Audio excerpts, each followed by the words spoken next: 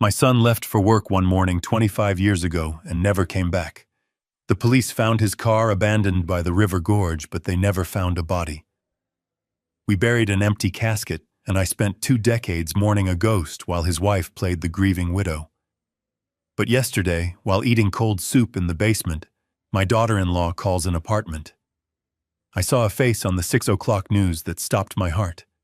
It was a billionaire real estate tycoon in Seattle cutting the ribbon on a new skyscraper. He had a different name and expensive clothes, but when the camera zoomed in, I saw the crescent-shaped scar on his chin. I gave him that scar stitching him up on our kitchen table when he was 10 years old. That was my son. He was alive. And when I screamed for his wife, she didn't look surprised, she looked terrified. That was the moment I realized my entire life was a lie, constructed by the 2 people I loved most. Before I tell you how I escaped the prison they built for me, please like this video and subscribe if you have ever been underestimated by your own family. Let me know in the comments where you are watching from. My name is Jerry Dawson, and for the last 5 years I have lived in the basement of the house I paid for. My daughter-in-law Monica tells the neighbors she is a saint for taking care of her senile father-in-law. She tells them I am confused, that my mind is slipping, and that I need constant supervision. But the truth is much simpler. I am in the way. I am a budget line item she wants to erase. The basement is cold and smells of mildew. It has one small window near the ceiling that lets in just enough light to tell me if it is day or night. My dinner that evening was potato soup again. It was lukewarm and tasteless because Monica says salt is bad for my blood pressure. I think she just hopes I will lose my appetite and fade away faster. I sat in my worn-out armchair, the only piece of furniture she let me keep from my old life, and turned on the small television set. It is my only window to the outside world. Monica controls the cable box upstairs, so I have to watch whatever she thinks is appropriate for a man she claims has dementia. Usually, it is cartoons or old reruns, but tonight she must have slipped up because the local news was on. I was absent-mindedly stirring my soup, not really paying attention, until the anchor announced a special report from Seattle. A new technology and real estate conglomerate called Thorn Enterprises was breaking ground on a billion-dollar tower.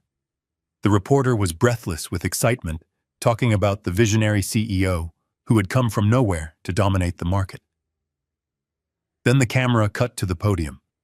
A man in a bespoke navy suit stepped up to the microphone. The chyron on the screen read, "William Thorne, CEO." He looked distinguished with silver at his temples and the kind of confidence that only extreme wealth can buy. He smiled at the crowd and began to speak about legacy and building the future. My spoon clattered into the bowl, splashing soup onto my lap. I didn't feel the heat. I couldn't breathe. The voice was deeper and more refined, but the cadence was identical. The way he tilted his head to the left when he paused, the way he gripped the sides of the podium. It was Brandon. My Brandon. My brain tried to reject it. Grief does strange things to a parent. I have seen my son in the faces of strangers 1,000 times over the last 25 years. I have chased young men down the street because they had his walk or his hair color, only to apologize like a crazy old man when they turned around. But this was different. The camera pushed in for a tight shot of his face as he laughed at a joke from the mayor. And there it was. On the left side of his chin, just below the lip, was a thin white line curved like a crescent moon. It was a jagged scar. He got it when he was 10 years old, trying to jump his bicycle over a creek in our backyard. He had smashed his chin on a rock.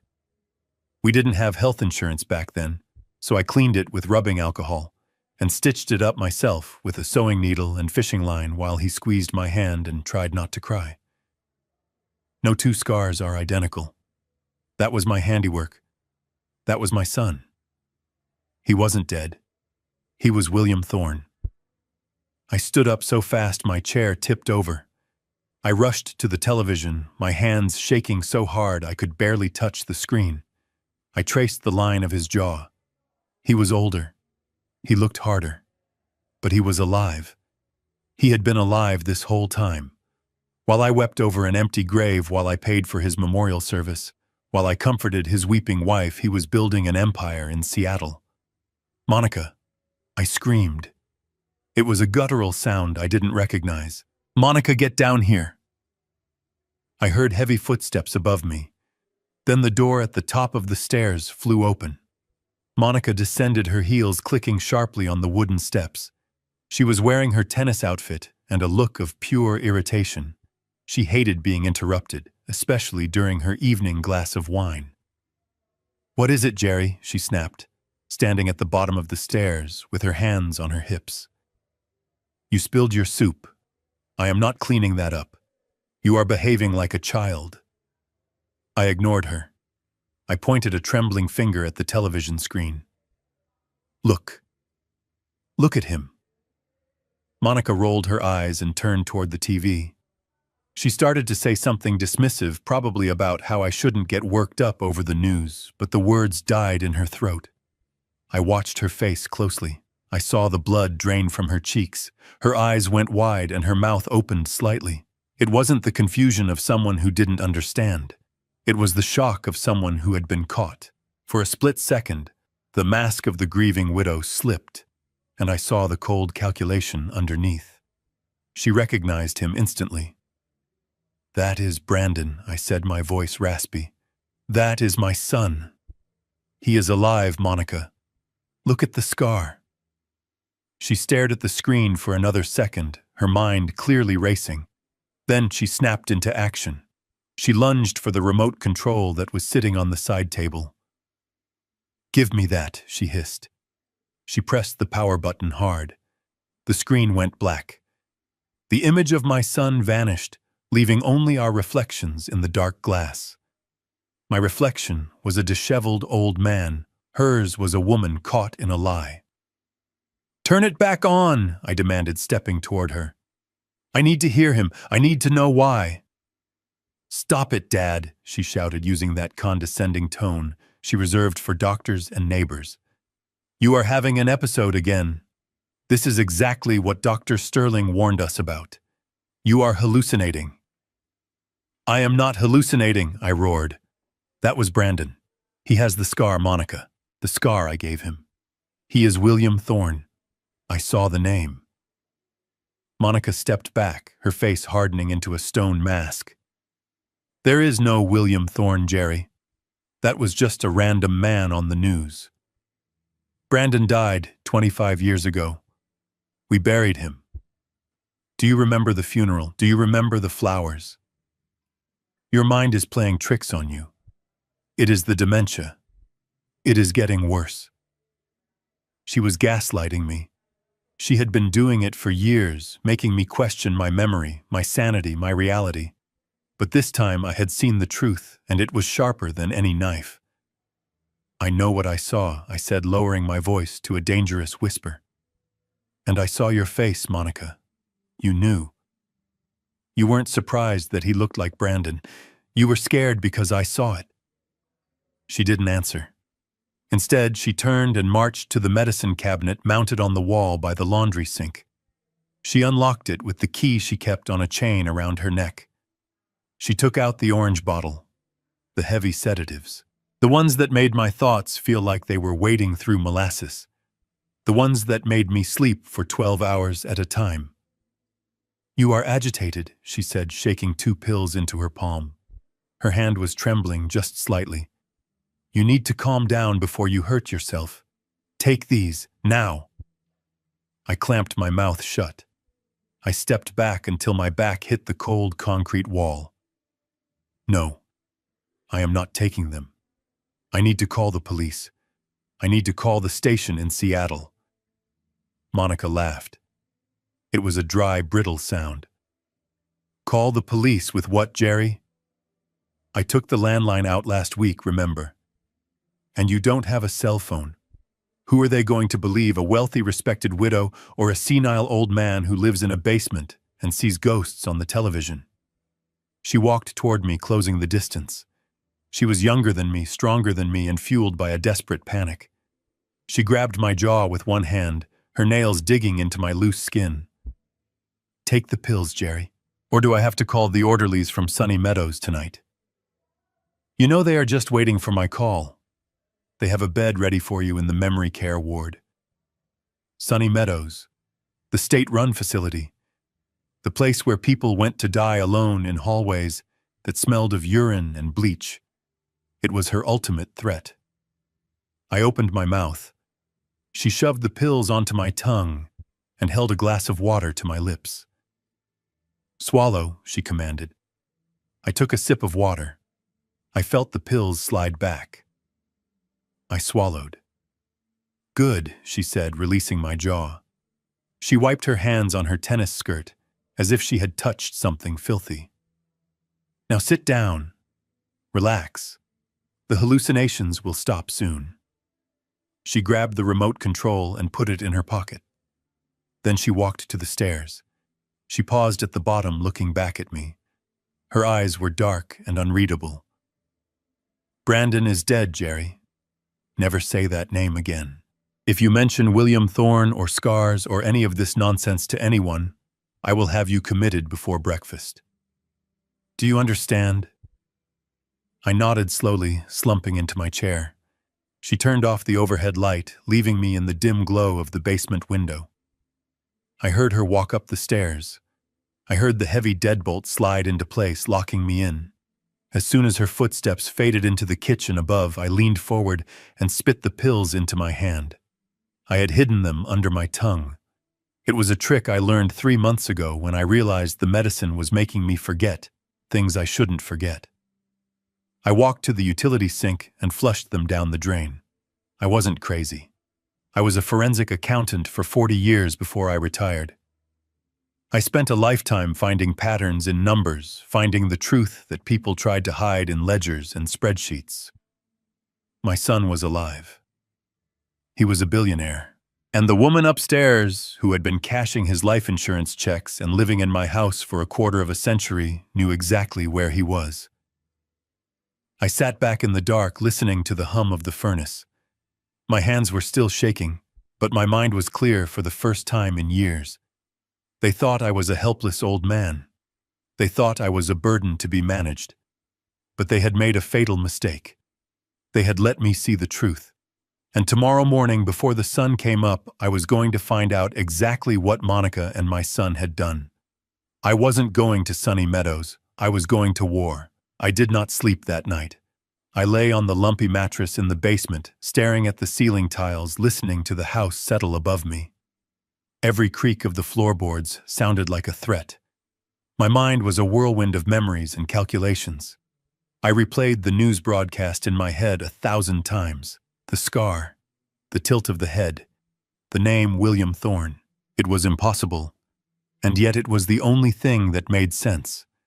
My grief had been a heavy coat I wore for 25 years, and in a single instant, it had been ripped away, leaving me shivering in the cold light of betrayal. When the sun finally began to bleed through the small basement window, I heard the garage door opener hum to life. It was too early for Monica to be going to the tennis club. I waited for the sound of her car engine, but it never came. Instead, I heard a car door slam shut, and then silence. She was sitting in her car in the closed garage. It was the only place in the house she thought was truly soundproof. I moved. My joints were stiff from the cold and the stress, but adrenaline is a powerful fuel. I crept up the wooden stairs, placing my feet on the edges where the wood was less likely to squeak. I reached the door at the top. It was locked from the outside, as always, but there was a gap between the door and the floor, a sliver of space where sound could travel. I pressed my ear against the cold wood. At first, I only heard mumbles muffled by the walls and the distance. I held my breath. I needed to hear. I needed to know. Then her voice rose sharp and panicked, cutting through the silence. "He saw you, William. He recognized the scar." My heart stopped. She wasn't calling him Brandon. She was calling him William. She had accepted his new identity, his new skin so completely that his birth name, the name I gave him, didn't even exist to her anymore. "I know it was a mistake," she hissed. "I tried to tell him he was hallucinating. I gave him the heavy dose. But he is not buying it this time. He is fighting back." He mentioned the police.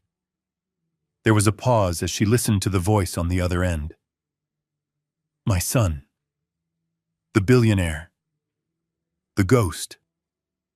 "No, we cannot just wait," she snapped. "He is dangerous, William. He knows too much. If he gets out, if he talks to anyone, your IPO, your reputation, it all goes up in smoke. We have to accelerate the timeline." Accelerate the timeline. The words hung in the stale air of the stairwell like a guillotine blade. They had a plan. They had always had a plan. I was just an expiration date that hadn't arrived yet. "Yes, I know the place," she said, her voice dropping to a conspiratorial whisper. "Sunny Meadows. It is cheap, it is dirty, and they do not ask questions as long as the check clears. They have a lockdown unit for difficult cases. Once he is in there, he will never get out. He will just be another babbling old man that nobody listens to." I backed away from the door, my hands trembling so hard I had to grip the railing to keep from falling. Sunny Meadows. I knew the place. It was a converted warehouse on the edge of town, a place where the state dumped the indigent and the unwanted. It was a place where people went to rot. That was her solution. That was my son's solution. To bury me alive in a place that smelled of bleach and despair so they could keep their millions. I heard the garage door open again. She was coming back inside. I scrambled down the stairs, throwing myself into the armchair, just seconds before I heard her footsteps in the kitchen. I picked up a magazine and pretended to read, my heart hammering against my ribs like a trapped bird. I needed help. I needed a lifeline. Wait. The kitchen phone. Monica had said she removed the landline, but maybe she was lying. Maybe she just unplugged it. It was my only chance. I waited until I heard the shower running upstairs. The pipes in this old house groaned loudly when the water was on. It would mask the sound of my movement. I went to the basement door. To my surprise, it was unlocked. She must have forgotten to throw the deadbolt in her panic, or maybe she just assumed the sedatives had turned me into a vegetable. I slipped into the kitchen. It was blindingly bright after the gloom of the basement. I scanned the counter. The phone base was there. My heart leaped. I rushed over and picked up the receiver. Silence. No dial tone. No static. Just a dead, hollow silence. I pulled the unit away from the wall. The cord hadn't been unplugged. It had been cut. The copper wires were frayed and twisted, severed with a pair of kitchen shears. It wasn't just a disconnection. It was an act of violence. She hadn't just cut the line, she had cut my throat. "What do you think you are doing, Jerry?" I spun around. Monica was standing in the doorway, wrapped in a plush white bathrobe, her hair wet. She wasn't wearing makeup, and without it she looked older, harder. Her eyes were cold chips of flint. I was checking the time, I lied, my voice sounding thin and weak in my own ears. "The clock downstairs is broken." She looked at the phone in my hand, then at the severed cord. A cruel smile touched her lips. "It is broken, Jerry. Just like your mind. I told you that last night. Why do you insist on fighting me? I am the only one who takes care of you." She walked over and gently took the receiver from my hand, placing it back on the cradle with a soft click. "We need to talk about your living arrangements," she said, her tone shifting into that sickeningly sweet register she used when she was manipulating me. "I have been doing a lot of thinking since your episode last night. It is becoming too dangerous for you to be here alone. You are seeing things. You are becoming aggressive." "I am not aggressive," I said, standing as tall as my spine would allow. "I am lucid. Monica, and I know what you are doing." She ignored me, continuing her rehearsed speech. I found a wonderful place for you. A community. It is called Sunny Meadows. They have specialists there, Jerry. Doctors who can help you with your hallucinations. They have activities and gardens. It will be so much better for you than that dark basement. Gardens. She called a patch of dead grass surrounded by a chain-link fence a garden. I am not going, I said firmly. This is my house. I paid for every brick. My name is on the deed. For now, she said, casually examining her fingernails. But we have a meeting with Dr. Evans this afternoon. He is going to evaluate you. And considering your violent outburst last night and your history of confusion, I am confident he will agree that you need 24-hour care. And once he signs those papers, Jerry, you won't have a choice. The state will grant me guardianship. She leaned in close, her perfume smelling of lilies and rot. And then I will sell this house. I will liquidate your accounts. And I will move to Seattle to be closer to better opportunities. And you will stay at Sunny Meadows until the end. It is for the best. She turned and walked to the refrigerator, opening it and taking out a carton of orange juice. Oh, and speaking of care, it is time for your medicine. You missed your morning dose because you were sneaking around up here. She reached into her pocket and pulled out the bottle. She shook 2 pills into her hand. They were blue this time, stronger. Open up, she commanded. I looked at her. I looked at the kitchen knives on the magnet strip. I looked at the back door. I could run. But I was 71 years old, with bad knees and no money. She would catch me, or the police would catch me, and she would tell them I was a danger to myself. I had to be smarter. I had to buy time. I let my shoulders slump. I let my face go slack, giving her the look of defeat she wanted to see. Fine, I whispered. Just let me rest. Good boy, she said. I opened my mouth. She placed the pills on my tongue. Her fingers tasted of soap. I took the glass of water she offered. I took a large gulp. I threw my head back and swallowed, making a show of the effort. But I didn't swallow. I slid the pills into the pocket of my cheek, tucked deep between my gums and the soft tissue. It was a trick I had seen in a movie once, a prison movie. I prayed it would work. She watched me closely, her eyes scanning my throat for the movement of the swallow. Satisfied, she smiled. There. That wasn't so hard, was it? Now go back downstairs. Pack a small bag. The transport van will be here tomorrow morning at 8. Tomorrow. I had less than 24 hours. I shuffled back to the basement door, moving slowly, playing the part. I heard her lock the door behind me, the heavy thud of the bolt sealing my fate. I walked to the utility sink and spat the blue pills into the drain, watching them dissolve into a chalky paste before washing them away. They thought they had won. They thought I was a confused old man who would go quietly into the night. But they had forgotten who I used to be. I was the man who found the hidden assets in the Enron investigation. I was the man who traced illicit funds through shell companies in the Cayman Islands.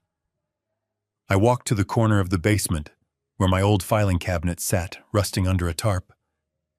Monica had gone through it years ago looking for money, but she had only looked at the files. She hadn't looked at the cabinet itself. I reached behind the bottom drawer and felt for the metal latch I had installed 30 years ago. It clicked. The false bottom of the drawer popped up. Inside was not money. It was something more valuable. It was my old lock-picking kit from my days working with the fraud unit and a prepaid burner phone I had bought 5 years ago and hidden for an emergency just like this. I pressed the power button on the phone. The screen flickered to life. 15% battery. It was enough. I wasn't going to Sunny Meadows, and I wasn't going to let William Thorne build his empire on my grave. I sat on the floor, the tools cold in my hand, and waited for the house to go quiet. The real game was just beginning. The silence that followed the sound of Monica's Mercedes retreating down the driveway was the loudest thing I had ever heard. I counted to 60 just to be sure she wasn't coming back for a forgotten phone or a second coat of lipstick. Then I went to work. I had 2 hours, maybe 3 if the lawyer kept her waiting.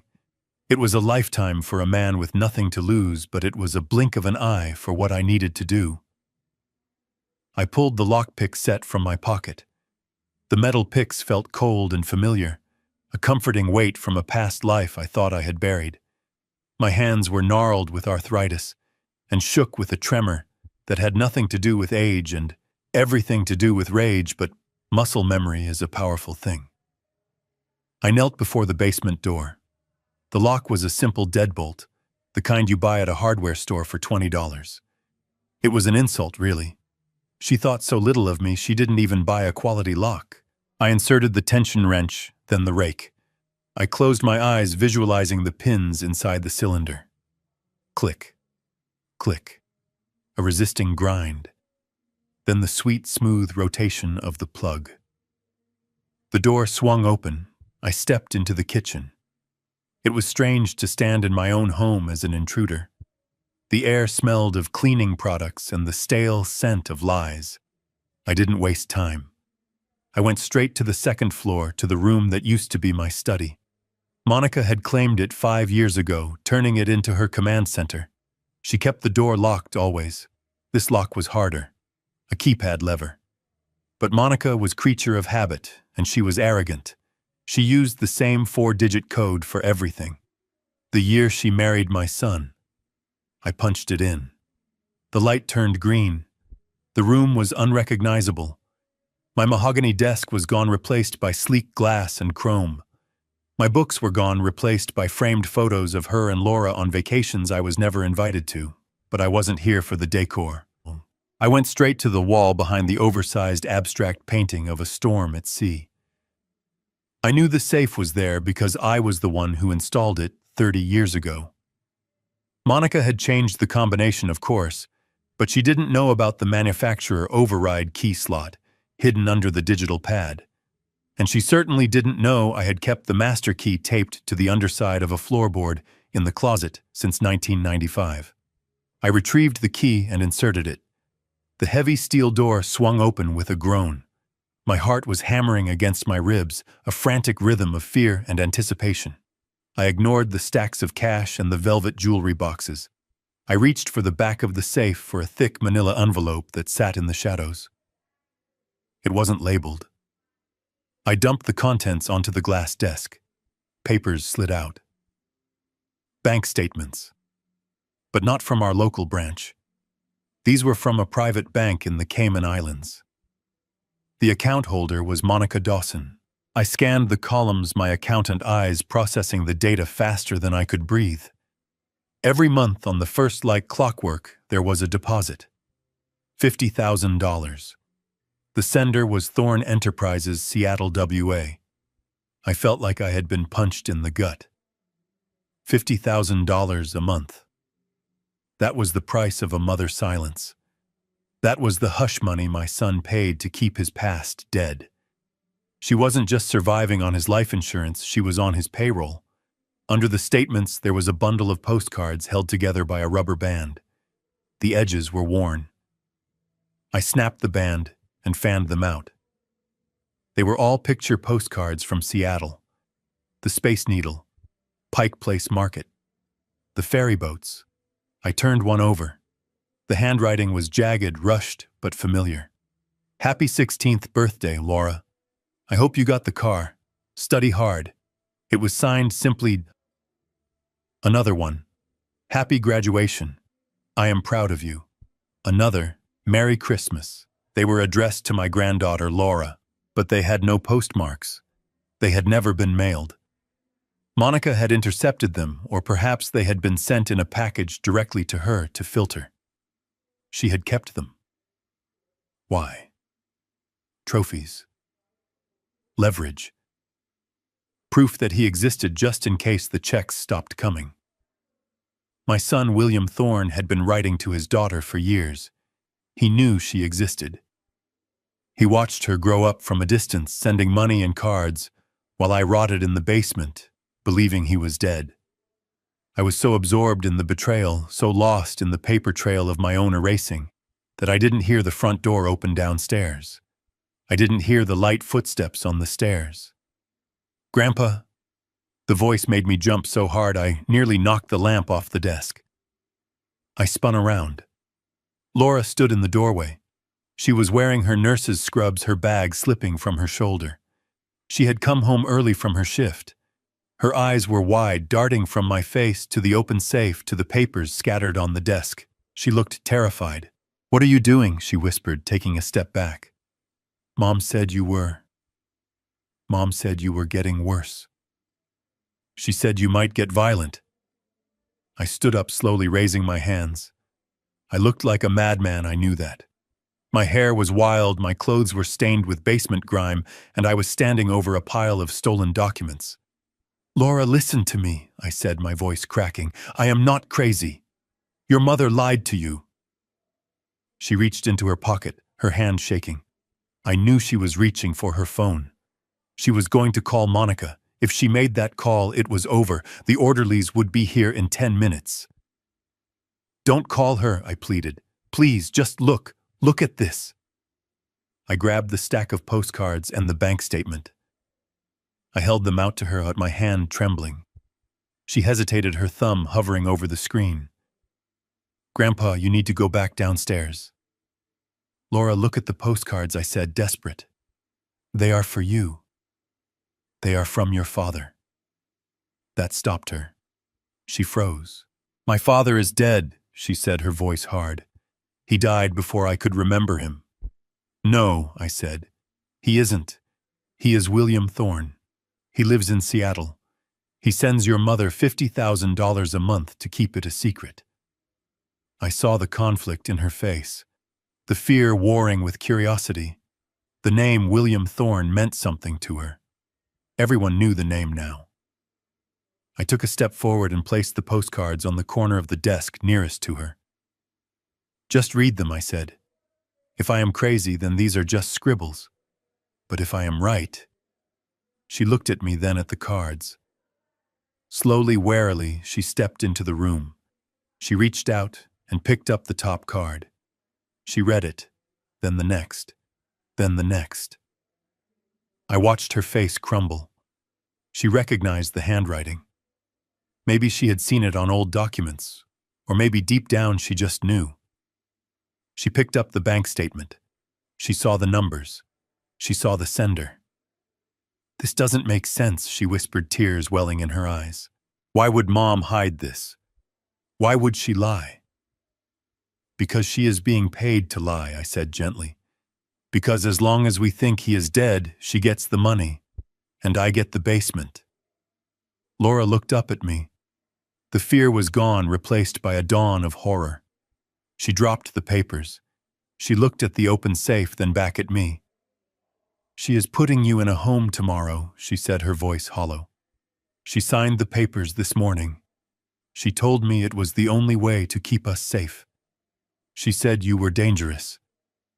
"I am not dangerous, Laura. I am just a witness. And now so are you." We heard the sound of the garage door opening downstairs, the heavy rumble of the Mercedes engine. Monica was home. Panic flared in Laura's eyes. She grabbed my arm. "She is here. If she finds you in here, if she sees that you opened the safe, she will kill me," I finished for her, "or she will make sure I never speak again." Laura looked at the window, then at the back stairs. "Go," she whispered. "I cannot just go," I said. "I have no money. I have no way to get to Seattle." Laura didn't hesitate. She reached into her purse and pulled out her wallet. She took out a credit card. It was a black card, a supplementary card attached to Monica's account. "Take it," she said, pressing it into my hand. "The PIN is your birthday. Mom used it for my tuition, but she never checks the small charges. Just go. Run." I looked at my granddaughter. For the first time in 25 years, I saw my blood in her veins. I saw the integrity that her father had lost. I took the card. I grabbed the bank statement and one of the postcards, the one where he wished her a happy 16th birthday. I shoved them into my pocket. "Thank you," I said. "Go," she urged, pushing me toward the back door. "Go before she comes up." I scrambled out the window onto the trellis just as I heard Monica's voice in the hall calling out for Laura. I hit the ground hard, my ankles screaming in protest, but I didn't stop. I ran through the neighbor's hedge and down the alleyway, my breath coming in ragged gasps. I didn't look back. I had the evidence.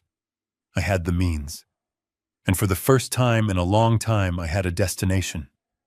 I was going to Seattle. I was going to introduce myself to William Thorne. I ran until the burning in my lungs eclipsed the pain in my ankles. The alleyways behind my subdivision were a maze of overgrown hedges and rotting fences, but I knew them by heart. I used to walk these paths with Henry, the golden retriever I had 15 years ago, before Monica said he was too messy and sent him away while I was at the dentist. I kept to the shadows, ducking behind a dumpster every time I saw headlights sweep across the adjacent street. I wasn't just running from my house, I was running from a life sentence in a lockdown unit. I made it to the Interstate Transit Center, just as the sun began to dip below the horizon, painting the sky in bruises of purple and black. It was a grimy concrete island of diesel fumes and desperate people. Perfect cover. I pulled my hat low and approached the automated kiosk. My fingers hovered over the screen. I punched in a destination. Portland first, then Seattle. I didn't want a direct line. I swiped Laura's black credit card. The machine whirred. My breath hitched. Approved. The ticket printed with a rasping sound. I grabbed it, and the card my lifeline, and boarded the first bus heading north. I took a seat in the back near the bathroom where the smell of chemical disinfectant was strong enough to water my eyes, but it was the only place I felt hidden. As the bus rumbled onto the highway, I watched the city limits of my prison fade into the distance. I thought I was safe. I thought I had a head start. I underestimated Monica. 3 hours later, the bus pulled into a rest stop, a brightly lit oasis of fast food and overpriced gasoline. We had a 20-minute layover. I needed coffee. I needed caffeine to keep the old man brain from shutting down. I walked into the store, keeping my head down. I grabbed a large black coffee and a sandwich.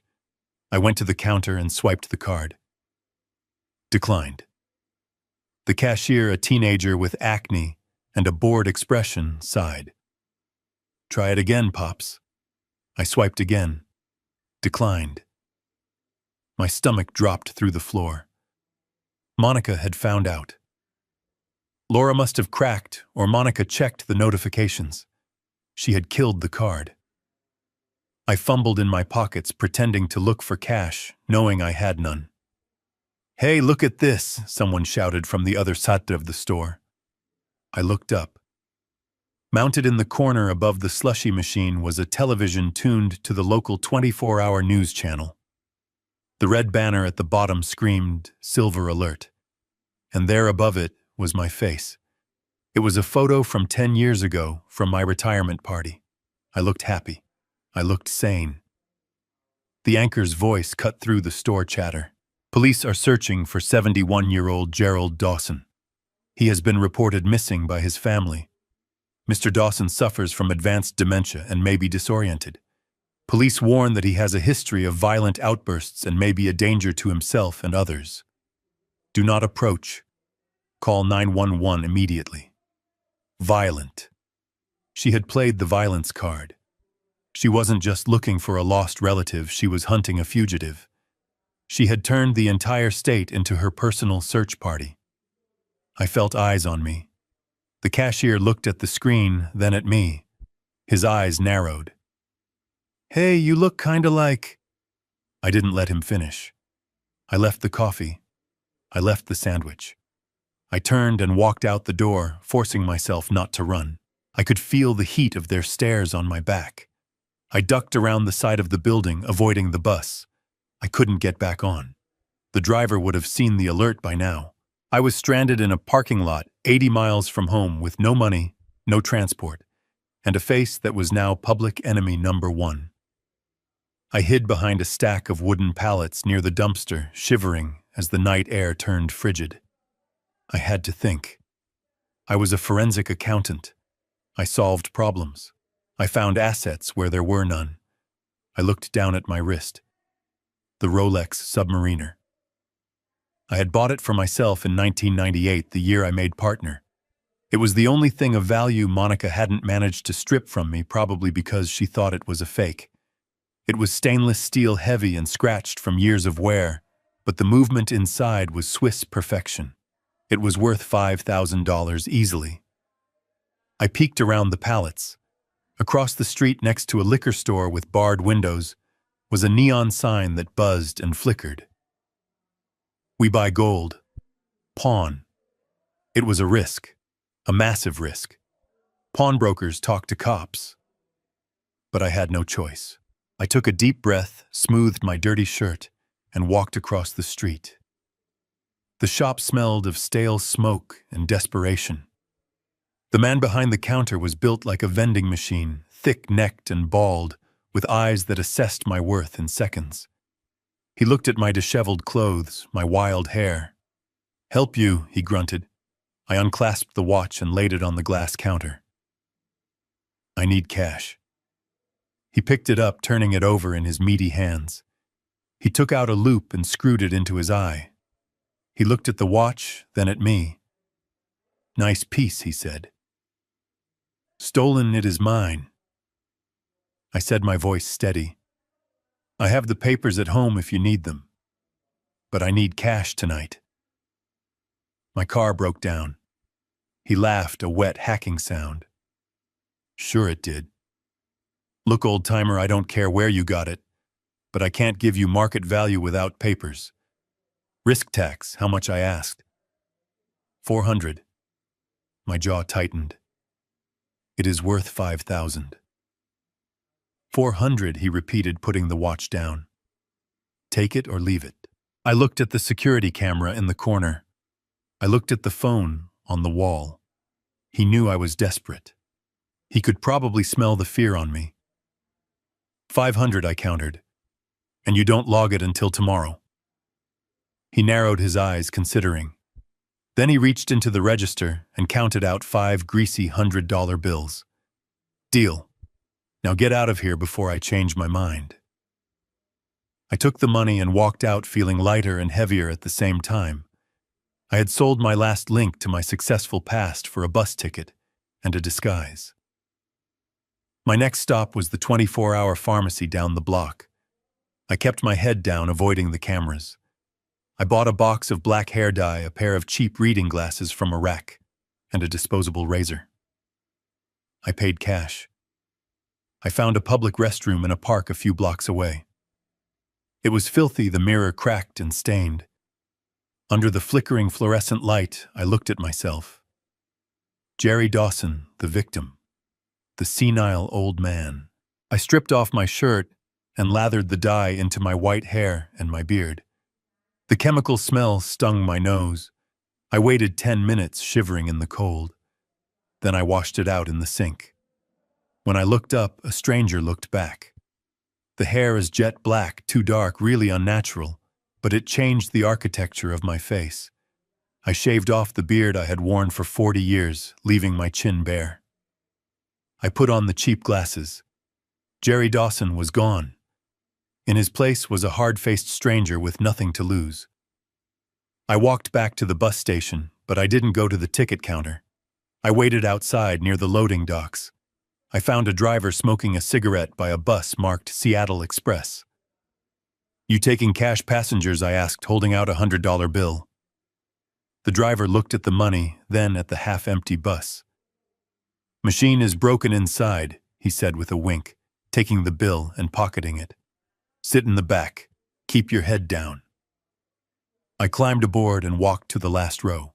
As the bus pulled away, merging onto the highway that would take me to the city where my dead son was building skyscrapers, I touched the pocket where I kept the evidence. Monica had declared war. She had branded me a monster. But she had forgotten one thing. Monsters are created, and she had just finished making me one. I closed my eyes and let the rhythm of the road carry me toward the reckoning. Seattle was a city of glass and steel rising from the gray mist, like a monument to ambition.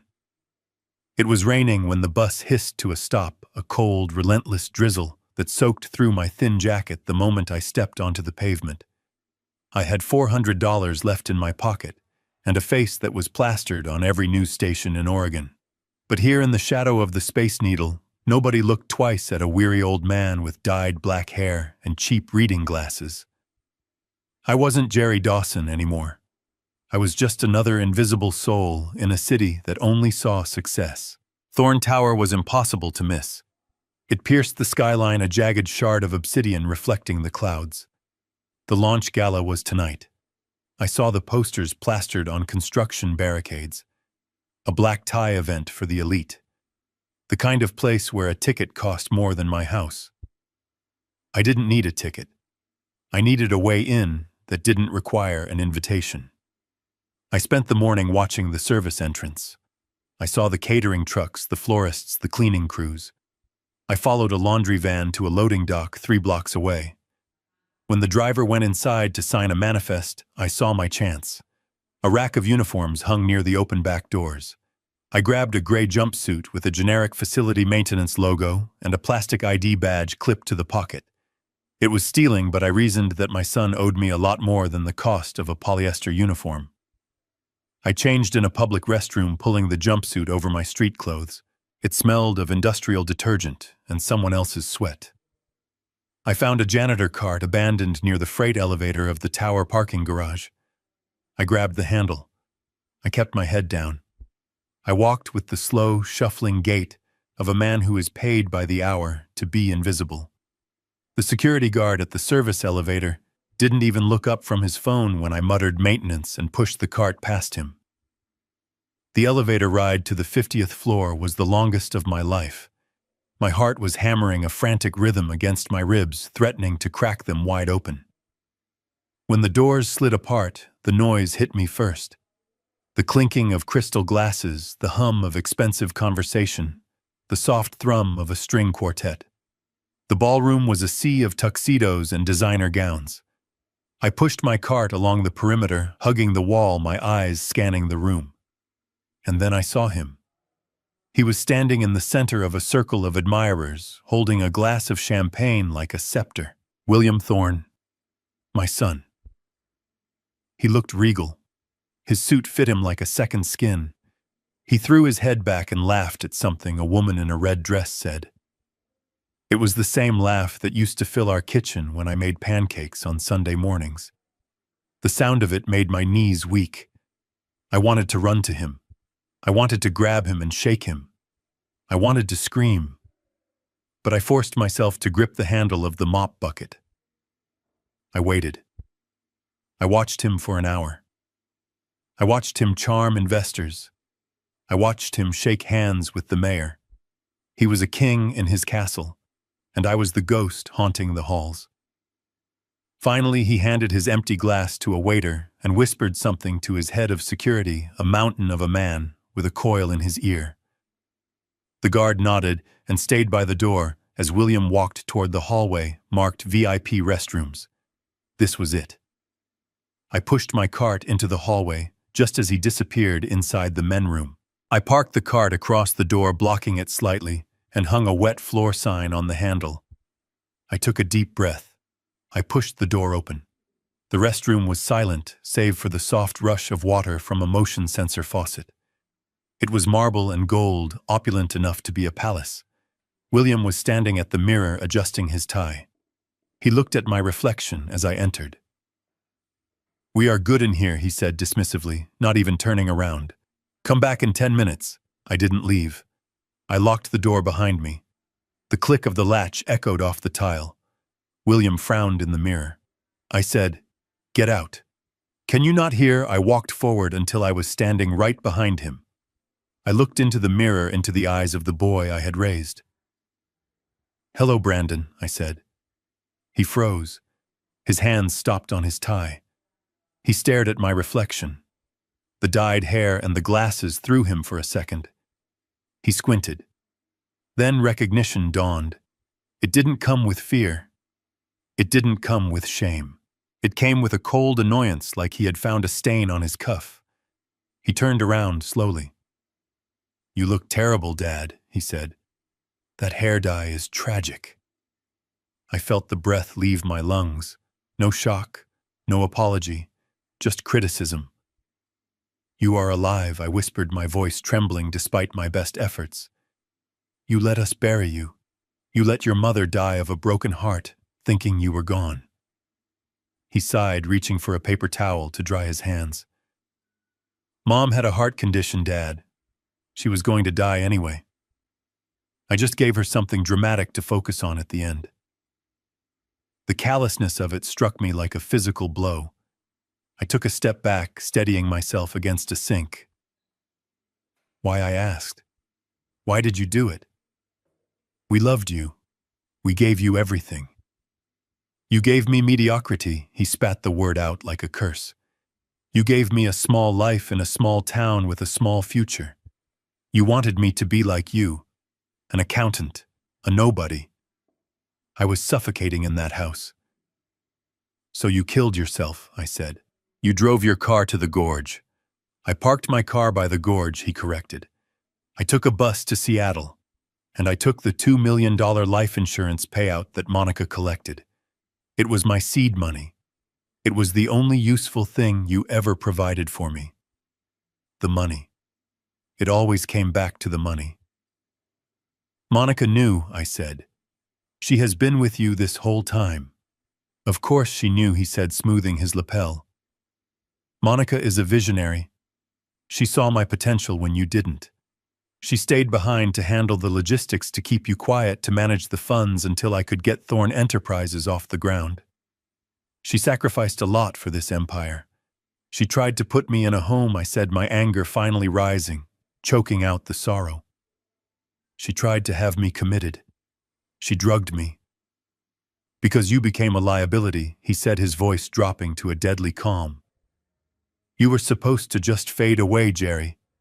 You were supposed to be the tragic widower who quietly lived out his days in the basement. But you had to start asking questions. You had to start looking at the finances. You became expensive. And now here you are, crashing my IPO launch, looking like a street person." He took a step toward me. He was taller than me now, broader. The boy I knew was gone. This was a predator. "You are a monster," I said. "I am a billionaire," he countered. "And you are a trespassing janitor. Who do you think the world is going to believe?" He reached into his pocket and pulled out his phone. He didn't call the police. He pressed a speed dial button. "Mike, get in here. We have a situation in the restroom. Some homeless guy got past the perimeter. He is harassing me." He hung up and smiled a cold, shark-like grin. "You should have stayed in the basement, Dad." The food was free. The door burst open. The lock shattered. 2 security guards the size of linebackers filled the room. They saw me standing there in my gray jumpsuit. They saw the billionaire CEO. They didn't need to ask questions. "Get him out of here," William barked, "and teach him a lesson about trespassing. I don't want to see his face near this building again." The first guard grabbed me by the collar of my jumpsuit. He didn't just pull me, he threw me. I slammed against the marble wall, my head cracking against the stone. Stars exploded in my vision. I slid to the floor, gasping for air. "Wait," I wheezed, trying to stand. "He is my son. He is Brandon Dawson." The guard laughed. "Sure, he is, Pops. And I am the Queen of England." He kicked me in the ribs. I felt something snap. The pain was blinding, white-hot, and immediate. I curled into a ball on the cold floor. "Get him up," the second guard said. "The boss wants him in the alley." They hauled me to my feet. My legs were like jelly. William stood, watching, his arms crossed, inspecting his suit for any dust I might have transferred. He looked at me with absolute disgust. "Goodbye, Jerry," he said. "Do us both a favor and die quietly this time." As the guards dragged me past him, I lunged. It was a desperate, flailing movement. I grabbed at his jacket. "Let go of me, you filth!" he shouted, slapping my hand away. The guard slammed me into the doorframe, then dragged me down the service corridor. But in that split second of contact, in that final desperate grasp, I had done the only thing that mattered. My hand had brushed the inside of his jacket hem. My fingers, stiff and clumsy, had pressed the tiny adhesive bug I had bought from the pawnshop connection into the fabric. It was a listening device smaller than a dime. I didn't feel the pain as they dragged me into the freight elevator. I didn't feel the punches they landed in my stomach as we descended. I barely felt the wet pavement when they threw me out into the back alley, into the rain and the garbage. "Stay down, old man," one of them growled. "Next time we break your legs." The heavy steel door slammed shut. I was alone, in the dark. Bleeding, broken, lying in a puddle of dirty water. My ribs screamed with every breath. My face felt swollen. But as I lay there looking up at the rain falling from the black sky, I started to laugh. It was a wet, gurgling sound, but it was laughter. He thought he had won. He thought he had thrown out the trash. But he was walking back into his party wearing a wire. And I was listening. I reached into my pocket and pulled out the receiver unit. The red light was blinking steady and strong. I put the earbud in. The static cleared. I heard the rustle of fabric. I heard footsteps. And then I heard his voice crystal clear. "Sorry about that, gentlemen. Just a minor nuisance. Is everything ready for the transfer?" I closed my eyes and listened. The pain was fuel now. He had broken my body, but he had handed me the weapon to destroy him. And I wasn't going to miss. The motel room smelled of stale cigarettes and despair. But it was the only place in Seattle that would take cash without asking for an ID. I sat on the edge of the mattress, holding a bag of ice against my ribs, listening to the static hiss in my earbud. My body was a map of bruises, a testament to my son's hospitality, but my mind was sharper than it had been in 20 years. The receiver picked up the sound of a car door closing, then the hum of a quiet engine. William was on the move. He dialed a number. I held my breath. "It is done," he said. His voice was calm, businesslike. The old man crashed the party. Security roughed him up and threw him in the alley. I heard Monica's voice on the other end, tinny and small through the device. "Is he dead?" "He might be," William replied. "He took a beating. But we cannot take chances. If he crawls out of that alley, if he finds a way to talk to the press, I need you to call the contractor, the one we used for the union problem last year. Tell him to sweep the alleys within a 5-block radius of the tower. If they find a man fitting Jerry's description, tell them to finish the job. Make it look like a robbery gone wrong." My blood ran cold. It wasn't just rejection anymore. It was a hit. My son wasn't just a fraud, he was ordering my execution while being driven home in a limousine. I took the earbud out. I couldn't stay here. The motel was too close to the tower. If they were sweeping the perimeter, they would check the flophouses first. I needed help. Real help. Not the police who would see a crazy old man with a record of dementia. I needed someone who operated in the shadows, just like William. I reached into my pocket and pulled out a small leather address book. It was worn, the pages yellowed. I hadn't opened it since the day Brandon died. I turned to the letter W. There was one number written in blue ink. No name. Just a number, Arthur Wallace. 20 years ago, Arthur was a brilliant lawyer with a gambling problem and a tendency to fudge his trust account ledgers. I was the auditor sent to bury him. I found the discrepancies. I found the stolen money. I had the evidence to send him to federal prison for a decade. But I also found out his wife was dying of cancer, and he was stealing to pay for experimental treatments. I made a choice. I buried the evidence. I fixed the books. I saved his life and his career. He swore to me that day that if I ever needed a lifeline, I just had to pull the string. I walked to the payphone in the motel parking lot. I dialed the number. It rang 4 times. Wallace Law. A smooth voice answered. "I need to speak to Arthur," I said. "Mr. Wallace is not available." "May I ask who is calling?" "Tell him it is the auditor," I said. "Tell him the ledger is open." There was a pause, a click, then a deep, gravelly voice came on the line. "Jerry, is that you? You are supposed to be a ghost. I need to cash in the chip, Arthur. Tonight." He didn't ask questions. He gave me an address in the old historic district. A penthouse. Getting there was a nightmare. I moved through the back streets, avoiding main roads, hiding every time I saw headlights. The pain in my ribs was a constant screaming companion. When I finally reached the building, the doorman didn't want to let me in. I looked like a vagrant. But one call upstairs and the heavy iron gates swung open. The elevator opened directly into the apartment. It was a space filled with dark wood leather and the smell of expensive scotch. Arthur Wallace sat in a wingback chair by the fireplace. He was older now, his hair white, his face lined, but his eyes were as sharp as razor blades. He leaned on a cane with a silver handle.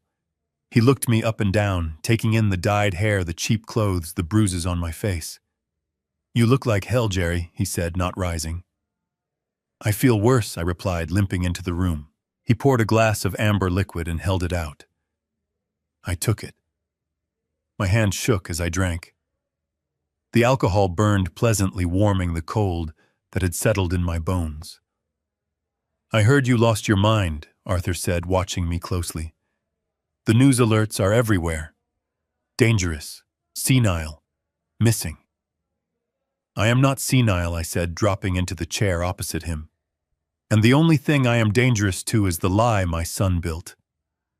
"Your son died 25 years ago, Jerry. I went to the funeral. I sent flowers. He didn't die.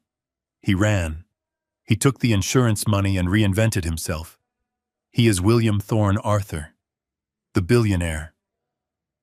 Arthur went still. He set his glass down very carefully. "William Thorne is your boy." I nodded. I told him everything. The soup, the news broadcast, the scar, the confrontation in the restroom, the order to have me killed. When I finished, Arthur was silent for a long time. He stared into the fire, his expression unreadable. "So," he said finally, "the saintly Jerry Dawson, the man who never bent a rule except once, has raised a viper. He tried to kill me, Arthur. He beat me and threw me in the trash. And now he has hitmen scouring the city for me. I have nothing.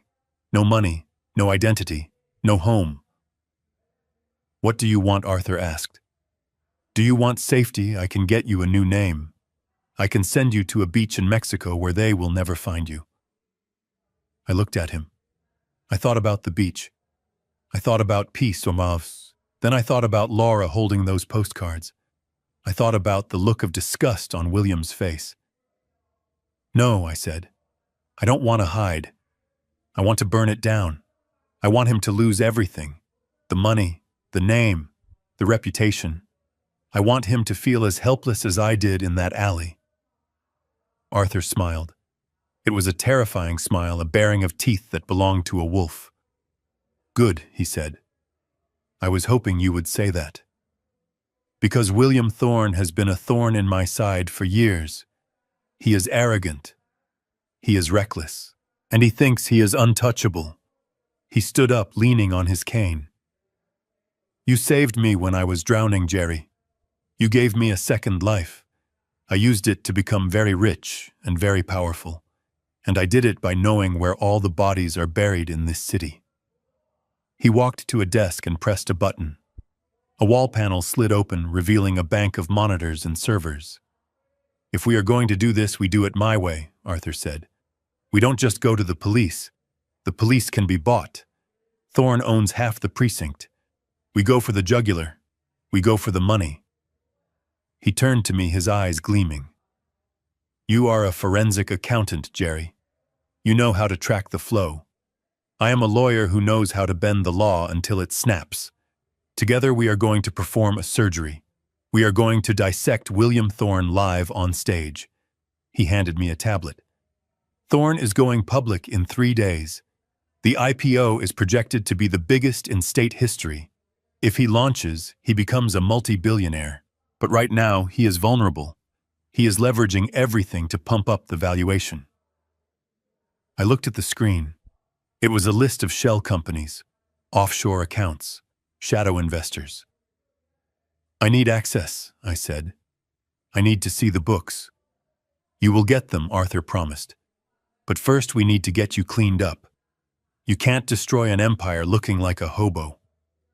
He rang a bell. A man in a dark suit appeared from the shadows of the hallway. Thomas, get Mr. Dawson a doctor. Then get him a tailor. And get the guest room ready. The war starts at breakfast. I leaned back in the chair, feeling the first flicker of hope I had felt in days. I wasn't alone anymore. I had a wolf on my side. And my son, the great William Thorne, had no idea that the 2 men who knew the most about hiding dirty secrets were coming for him. I touched the bug in my pocket. I am listening, Brandon, I whispered. And soon everyone else will be too.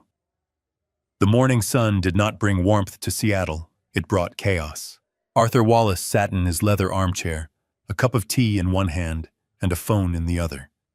He didn't yell. He didn't threaten. He simply whispered. He called a journalist at the Financial Times.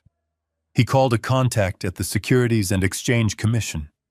He called a hedge fund manager who panicked at the sound of his own shadow. It is just a rumor, Arthur said, his voice smooth as silk. But I hear the feds are looking into the Thorne acquisition of that shell company in Panama. Money laundering. Massive scale. I wouldn't want to be holding that stock when the subpoena drops. He hung up and smiled at me. The match is lit, Jerry. Now we watch it burn. By noon, the rumor had mutated into a headline. Thorne Enterprises under federal scrutiny. Allegations of money laundering rock tech giant ahead of IPO. The news channels were running it on a loop. I watched from the guest bedroom of Arthur's penthouse as the stock ticker at the bottom of the screen turned red. Thorne Enterprises was bleeding. The stock price, which had been climbing steadily in anticipation of the public offering, began to freefall. Investors were spooked. The board of directors was demanding answers. It was a beautiful thing to witness. For 25 years, my son had built a castle on a foundation of lies, and now I was watching the sand shift beneath his feet. He will panic, Arthur said, walking into the room. He is arrogant, but he is not stupid. He knows his books are dirty. He knows that if the SEC digs deep enough, they will find the holes. He needs to protect the asset. What will he do, I asked. He will move the money, Arthur replied. The liquid capital. The $200 million he has stashed for a rainy day. He will try to hide it offshore where he thinks no one can touch it. And when he moves it, we will be waiting. At 7 o'clock that evening, we were parked in an unmarked van across the street from a restaurant called The Cellar. It was an exclusive place, the kind with no sign on the door and a 6-month waiting list. But Arthur knew the owner. He knew everyone. He had arranged for table 4 in the back corner to be available, and he had arranged for the flower centerpiece to contain a high-fidelity microphone. I sat in the back of the van, wearing a headset, my eyes glued to the video feed from a camera Arthur had bribed a busboy to clip onto a menu stand. The image was grainy, but I could see them clearly. Monica arrived first. She looked like a woman on the verge of a breakdown. Her hair was pulled back too tight, her makeup unable to hide the dark circles under her eyes. She ordered a double vodka martini and drank half of it in one swallow. She kept checking her phone, her fingers tapping a nervous rhythm on the tablecloth. 10 minutes later, William arrived. He entered through the kitchen door, avoiding the paparazzi that had started to gather out front. He looked furious. His face was flushed and he was sweating. He sat down opposite Monica without a greeting. "You look like a wreck," he hissed. "Pull yourself together." Monica slammed her glass down. "Pull myself together." Have you seen the news, William? The stock is tanking. They are saying the FBI is involved. Is it true? Are they investigating us? Keep your voice down, he snapped, looking around the empty room. It is a smear campaign. Someone is trying to tank the IPO. It is probably a competitor. Or it is your father, Monica whispered. William laughed, a harsh barking sound. My father is a senile old man who got beat up in an alley. He is probably dead in a ditch somewhere. This is corporate warfare, Monica. It is sophisticated. It is calculated. I listened, feeling a cold satisfaction. He still underestimated me. He still thought I was nothing. That was his fatal flaw. The waiter approached. William waved him away. We need to secure the fund, he said, leaning in close. If the SEC freezes our domestic accounts, we are finished. The IPO will be halted. We need liquidity to pay off the lenders and keep the lights on until this blows over. You want to move the Cayman money? Monica asked, her eyes widening. All of it, William confirmed. 200 million. Tonight. It is risky, William. Moving that much cash triggers alerts. Not if we do it through the blind trust, he said. The one we set up in 2010. The Sentinel Trust. It is insulated. We move the money there, then wire it to the new accounts in Switzerland. It will be clean. I looked at Arthur. He was smiling that wolfish smile again. Sentinel Trust, he whispered. I set that up for him. And I kept the master administrative codes. On the screen, William pulled out a tablet. He opened a secure banking app. I am initiating the transfer now, he said. I need your authorization code, Monica. You are the CO signatory. Monica hesitated. Are you sure this is the right move? Do you want to go to prison? William asked, his voice dripping with venom. Because if they freeze those assets and start auditing the source, we are both going to jail for a very long time. Give me the code. Monica fumbled in her purse. She pulled out a small digital token. She pressed the button. 492765, she read. William typed it in. Then he pressed his thumb against the screen. Done, he said, exhaling a long breath. The money is moving. By tomorrow morning it will be in Zurich. Untouchable. He leaned back in his chair, looking smug. Let them investigate. Let the stock drop. We have the war chest. We can buy back the company for pennies on the dollar once the panic settles. We win, Monica. We always win. I took off the headset. My hands were shaking not from fear, but from adrenaline. Did you get it? I asked Arthur. Arthur was already typing furiously on his laptop, which was hardwired into the van's satellite connection. I got it, he said. Sentinel Trust. I am in the back end now. I see the pending transaction. $200 million. He looked at me, his eyes bright in the gloom of the van. They think it is going to Switzerland, Jerry. But I can redirect it. I can change the routing number before the clearinghouse processes the batch at midnight. Where do we send it? I asked. Arthur paused, his fingers hovering over the keys. We could keep it, he said softly. $200 million. We could disappear. We could live like kings. I looked at the screen. I saw my son, the man who had ordered my death, drinking a toast to his own cleverness. I saw the woman who had tried to erase my mind. I thought about the cold soup in the basement. I thought about the years of grief. No, I said. I don't want his money. It is blood money. I want him to know it is gone. I want him to watch it vanish. Arthur nodded slowly. Then where? The children's hospital, I said. The one in Seattle. The one that treats kids who don't have insurance. Kids who get stitched up by their fathers because they cannot afford a doctor. Arthur smiled. It was a genuine smile this time. A charitable donation, he said. Anonymous, of course. Of course, I agreed. He typed in a series of commands.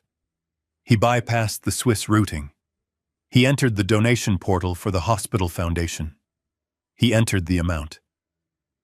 $200 million. Click. It is done, Arthur said. The money is in escrow. At midnight it hits the hospital account. And 5 minutes later William gets the notification. On the screen I saw William check his watch. He signaled for the check. We should go to the gala, he said to Monica. We need to show our faces. Show them we are not afraid. He stood up, buttoning his jacket. He looked powerful. He looked invincible. He had no idea that he was already a pauper. He is walking into his own funeral, I whispered. Arthur closed the laptop. Let us go get dressed, Jerry. You have a gala to crash. And this time, you are walking in through the front door. We stepped out of the van into the cool night air. The rain had stopped. The city lights reflected on the wet pavement. I felt a strange lightness in my chest. The fear was gone. The grief was gone. There was only the cold, hard certainty of the end. My son had set a trap for me 25 years ago.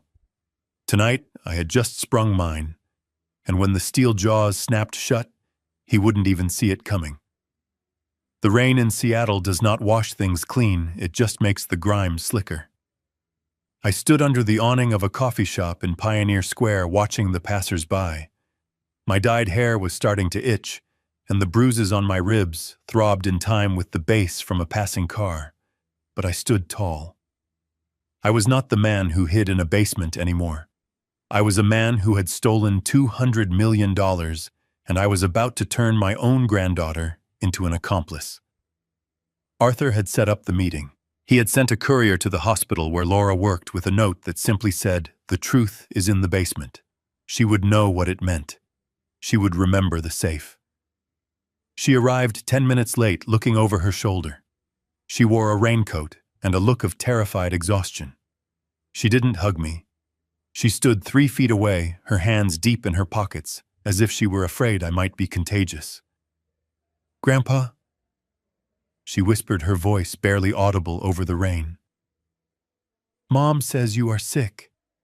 She says you attacked a security guard. She says the police are looking for you because you are a danger to yourself." I looked at her. I saw the conflict in her eyes. She wanted to believe her mother because believing her mother was safe. Believing me meant her entire world was a lie. "Your mother says a lot of things, Laura," I said, keeping my voice low and steady. "She said your father was dead. She said I was senile. She said she loved us." Laura flinched. "That is different, Dad." "William." He explained it to me. He said he had to leave to protect us. He said he was in trouble with bad people back then, and faking his death was the only way to keep us safe. I almost laughed. It was such a predictable lie, a romantic hero narrative to cover up a cowardly greed. He lied, Laura. He left because he wanted the insurance money. He left because he didn't want to be a father or a son anymore. He wanted to be a king, and kings do not have baggage. I reached into my jacket and pulled out a thick manila envelope. Arthur had compiled it that morning. It was the nail in the coffin. "You think I am the crazy one?" I said, holding it out. "You think I am the one who needs to be locked away? Read this." She hesitated. "Read it," I commanded softly. She took the envelope. Her fingers were trembling. She pulled out the documents. The first one was a photocopy of an admission form for Sunny Meadows long-term care facility. It was dated 3 months ago. "Look at the date," I said. She stared at it. 3 months ago, but Mom said she only decided to move you last week, after you started hallucinating. She signed the contract 90 days ago, Laura. She paid the deposit. It wasn't a reaction to my health. It was a scheduled eviction. She was just waiting for the right time to pull the trigger. Laura flipped the page. It was a copy of a petition for conservatorship. It listed Monica Dawson as the sole guardian of my estate, and below that was a draft of a property sale agreement. My house, my land. She was selling the house, she whispered. She was liquidating me, I corrected. But keep reading. The last page is the most important. It was a trust fund amendment. The William Thorne Family Trust. It detailed the distribution of assets upon the event of an IPO. Laura read it. Her eyes went wide. She read it again. I am not in it, she said, her voice shaking. My name isn't here. No, I said. It isn't. The beneficiaries are William Thorne and Monica Dawson. There is no provision for children. There is no college fund. There is no inheritance. But Mom said, she told me that once the company went public, we would all be set for life. She said I could quit the hospital. She said I could buy a house. She lied, I said brutally. You are not a beneficiary, Laura. You are an expense, just like me. Just like Richard was before your father pushed him. She looked up at me. Tears were mixing with the rain on her cheeks. Richard, she asked. Who is Richard? Your uncle, I said. The one they never told you about. The one your father killed to get the first down payment on his new life. I told her the story. The gorge, the argument, the push. I didn't embellish. I didn't dramatize. I just gave her the cold, hard facts that Henry had given me on the mountain. They are monsters, Laura. They use people. They used me. They used your grandmother. And now they are using you. She dropped the papers. They scattered on the wet pavement, soaking up the grime. She put her hands over her face and sobbed. It was a sound of pure heartbreak, the sound of a child realizing that the monsters under the bed were actually sleeping in the master bedroom. Why, she choked out. Why are you telling me this? Because I am going to stop them, I said. I am going to take everything from them. The money, the reputation, the freedom. I am going to burn Thorne Enterprises to the ground. She looked at me terrified. You cannot. They are too powerful. Dad has security. Mom has lawyers. I have the truth, I said. And I have you. Me, she shook her head, backing away. I cannot. I cannot go against them, Grandpa. If I do... Mom said if I helped you, we would be on the street. She said you would ruin us. We are already ruined, Laura. The only choice now is whether you want to be a victim or a survivor. I stepped closer, invading her space, holding her gaze. I need you to do one thing. Just one thing. And then you can walk away. You can go back to your life and pretend this never happened. What she whispered. I pulled a small black USB drive from my pocket. It was a keylogger program Arthur's tech guy had loaded. Military grade. Invisible. Tonight is the gala. Your mother will be there. She will be glued to her phone checking the accounts managing the transfer of the funds they think they successfully stole. I need you to plug this into her phone. Just for 30 seconds. Tell her you need to charge it. Tell her you need to make a call. I don't care. Just get it connected. Why, she asked, staring at the black plastic.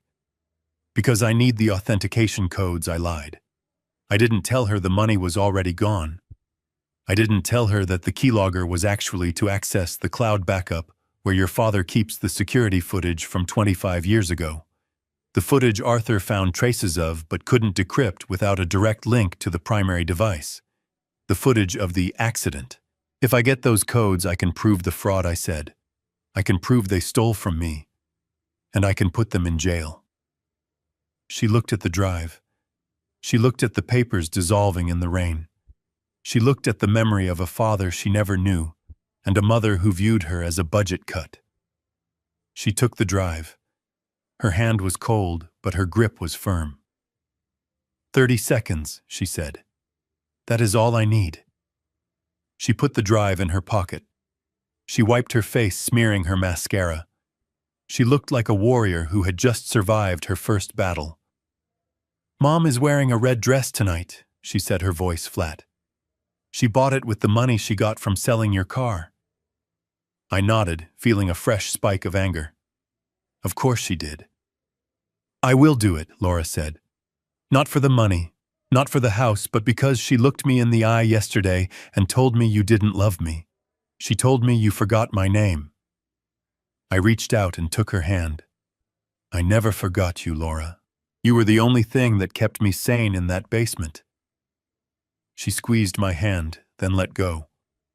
She turned and walked away into the rain, heading back toward the life that was about to implode. I watched her go. I felt a heavy weight in my chest. I had just weaponized my granddaughter. I had turned her into a spy against her own parents. It was a terrible thing to do, but as I picked up the soggy admission form for Sunny Meadows and crumpled it in my fist, I knew it was necessary. War is not clean. And tonight at the gala, the streets of Seattle were going to run red with the truth. I pulled up my collar and headed back to the penthouse. It was time to put on my tuxedo. The tuxedo Arthur Wallace had commissioned for me fit like a suit of armor. It was midnight blue bespoke silk, and it cost more than the car Monica had sold to buy her red dress. I stood in the shadows of the mezzanine overlooking the grand ballroom of the Thorn Tower, adjusting my cufflinks. They were gold engraved with my initials. G.D. Gerald Dawson. A name my son had tried to bury under 20 feet of concrete and 25 years of lies. Tonight I was resurrecting it. Below me the gala was in full swing. It was a disgusting display of wealth. Crystal chandeliers the size of small cars hung from the ceiling, dripping light onto the heads of Seattle's elite. There were ice sculptures shaped like the tower fountains flowing with vintage champagne and tables laden with caviar and truffles. 500 people were down there celebrating a man who had murdered his brother and tried to murder his parents. They clapped, they toasted, they fawned over him. William Thorne stood on the raised stage bathed in a spotlight that made him look like a god. He was holding a microphone, his other hand resting possessively on Monica's waist. She was wearing the red dress, just as Laura had said.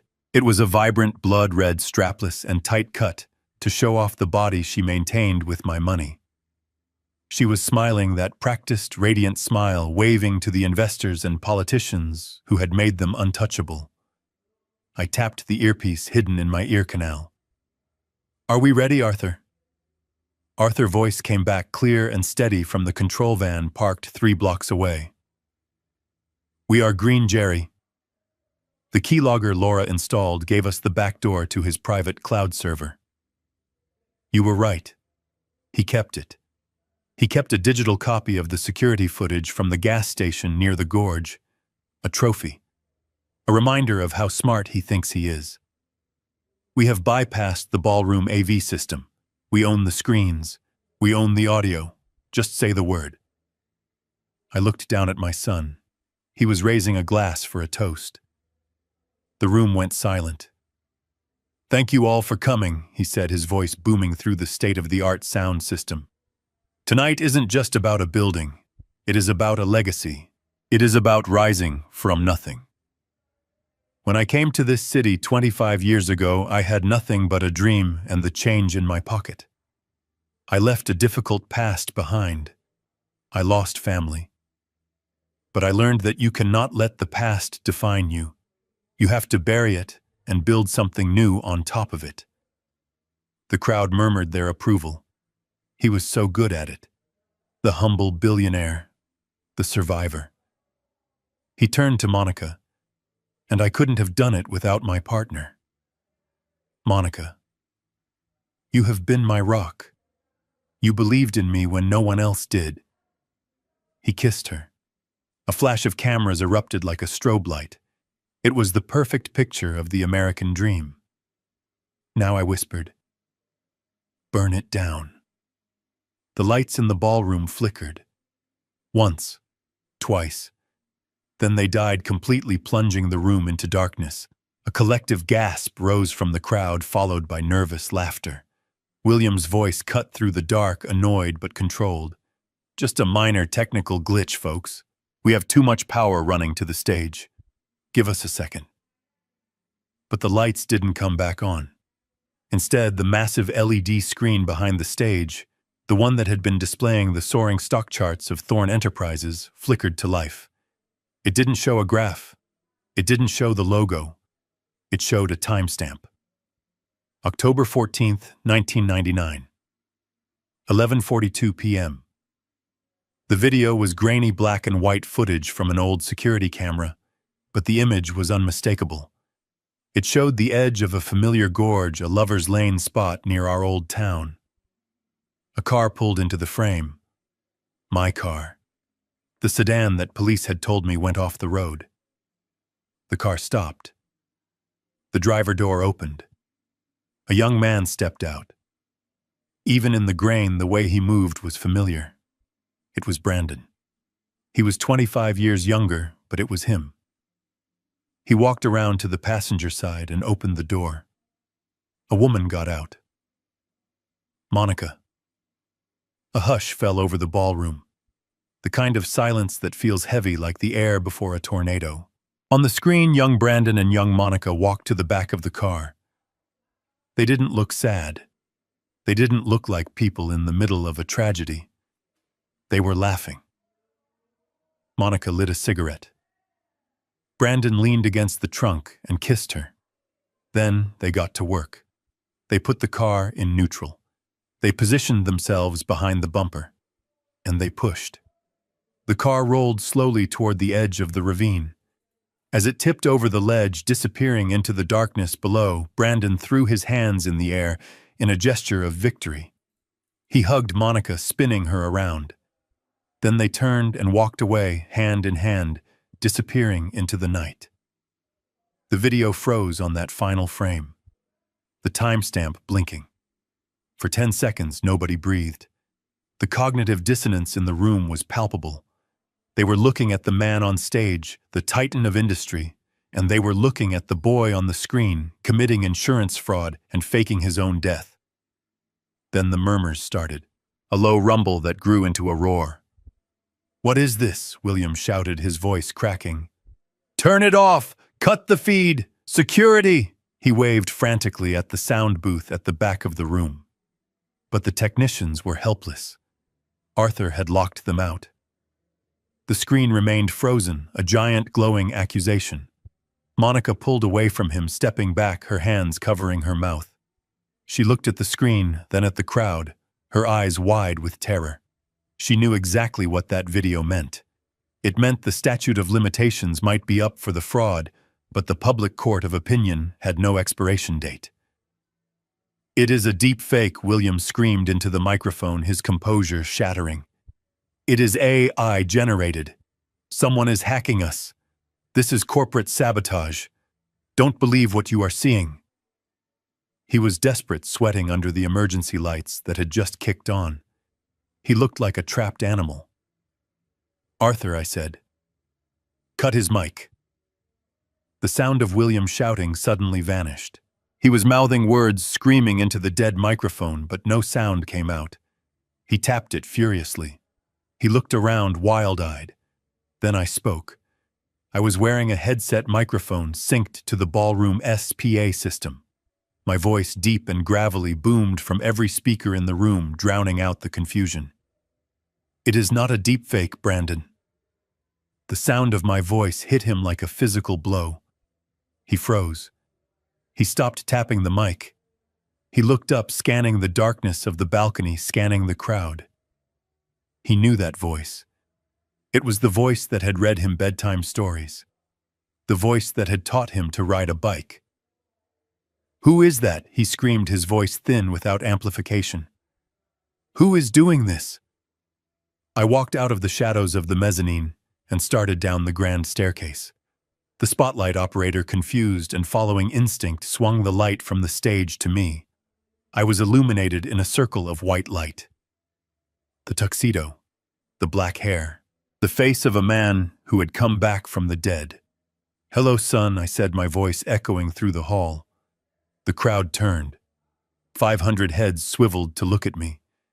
The path from the stairs to the stage cleared instantly. People backed away, creating a wide aisle lined with shocked faces. I walked slowly. I didn't limp. I ignored the pain in my ribs. I walked with the authority of a judge entering his courtroom. William stared at me. His face went pale, pasty white.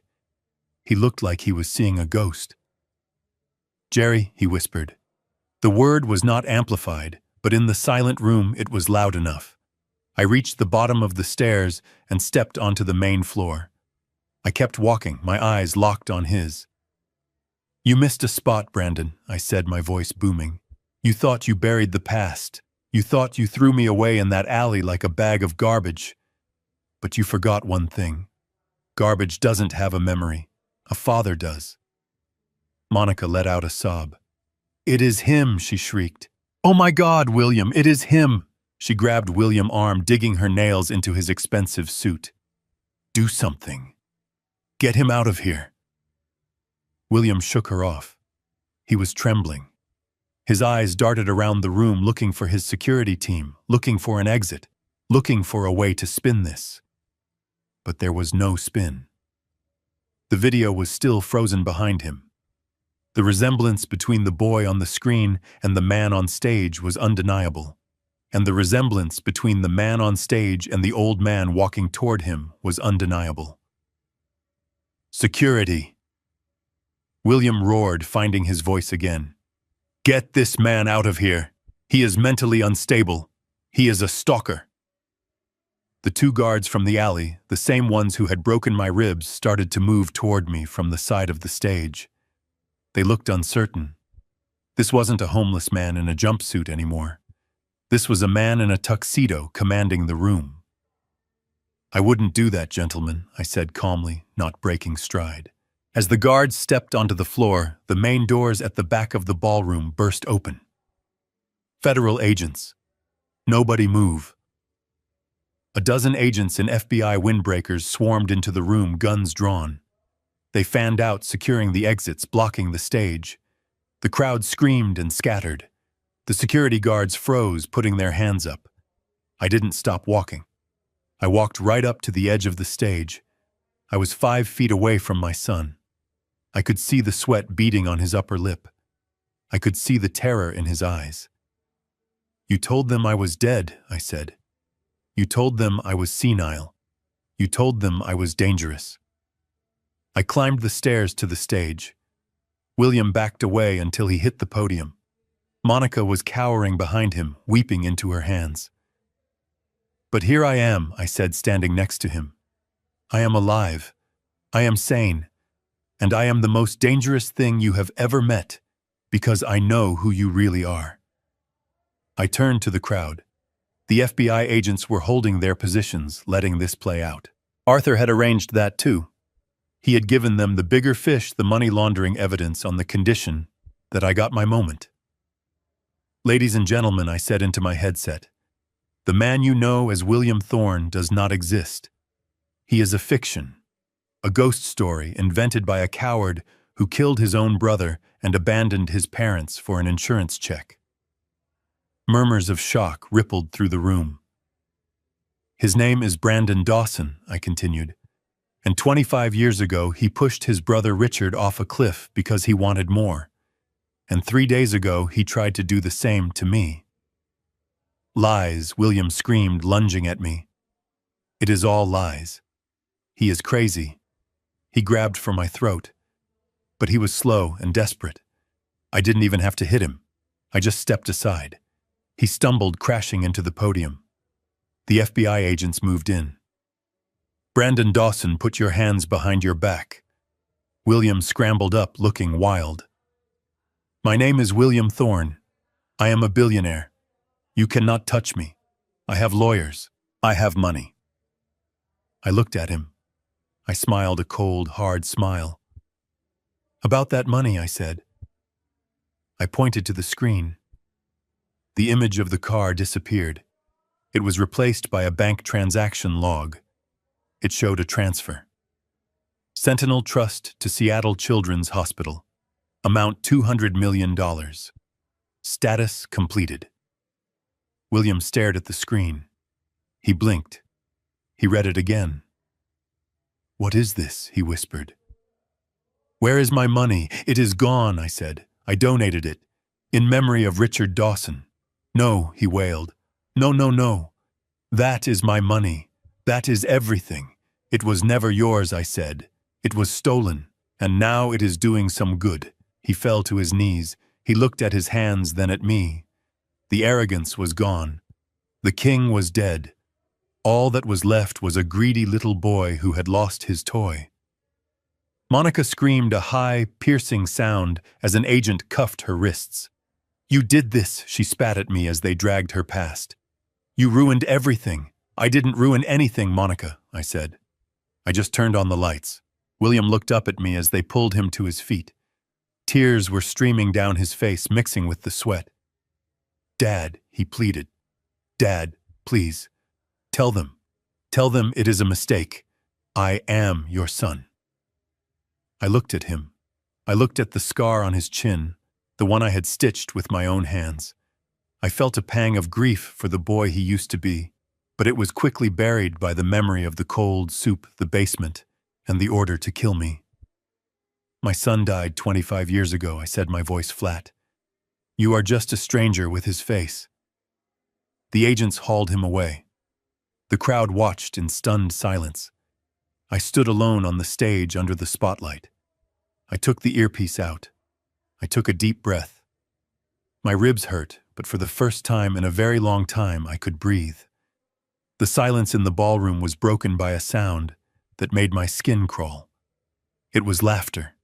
A dry, hacking laugh that started low in William's throat and grew until it echoed off the vaulted ceiling. He pulled himself up from the floor, wiping the blood from his lip with a silk handkerchief that cost more than my monthly pension. He straightened his jacket, pushed his hair back, and looked at the crowd with a manic gleam in his eyes.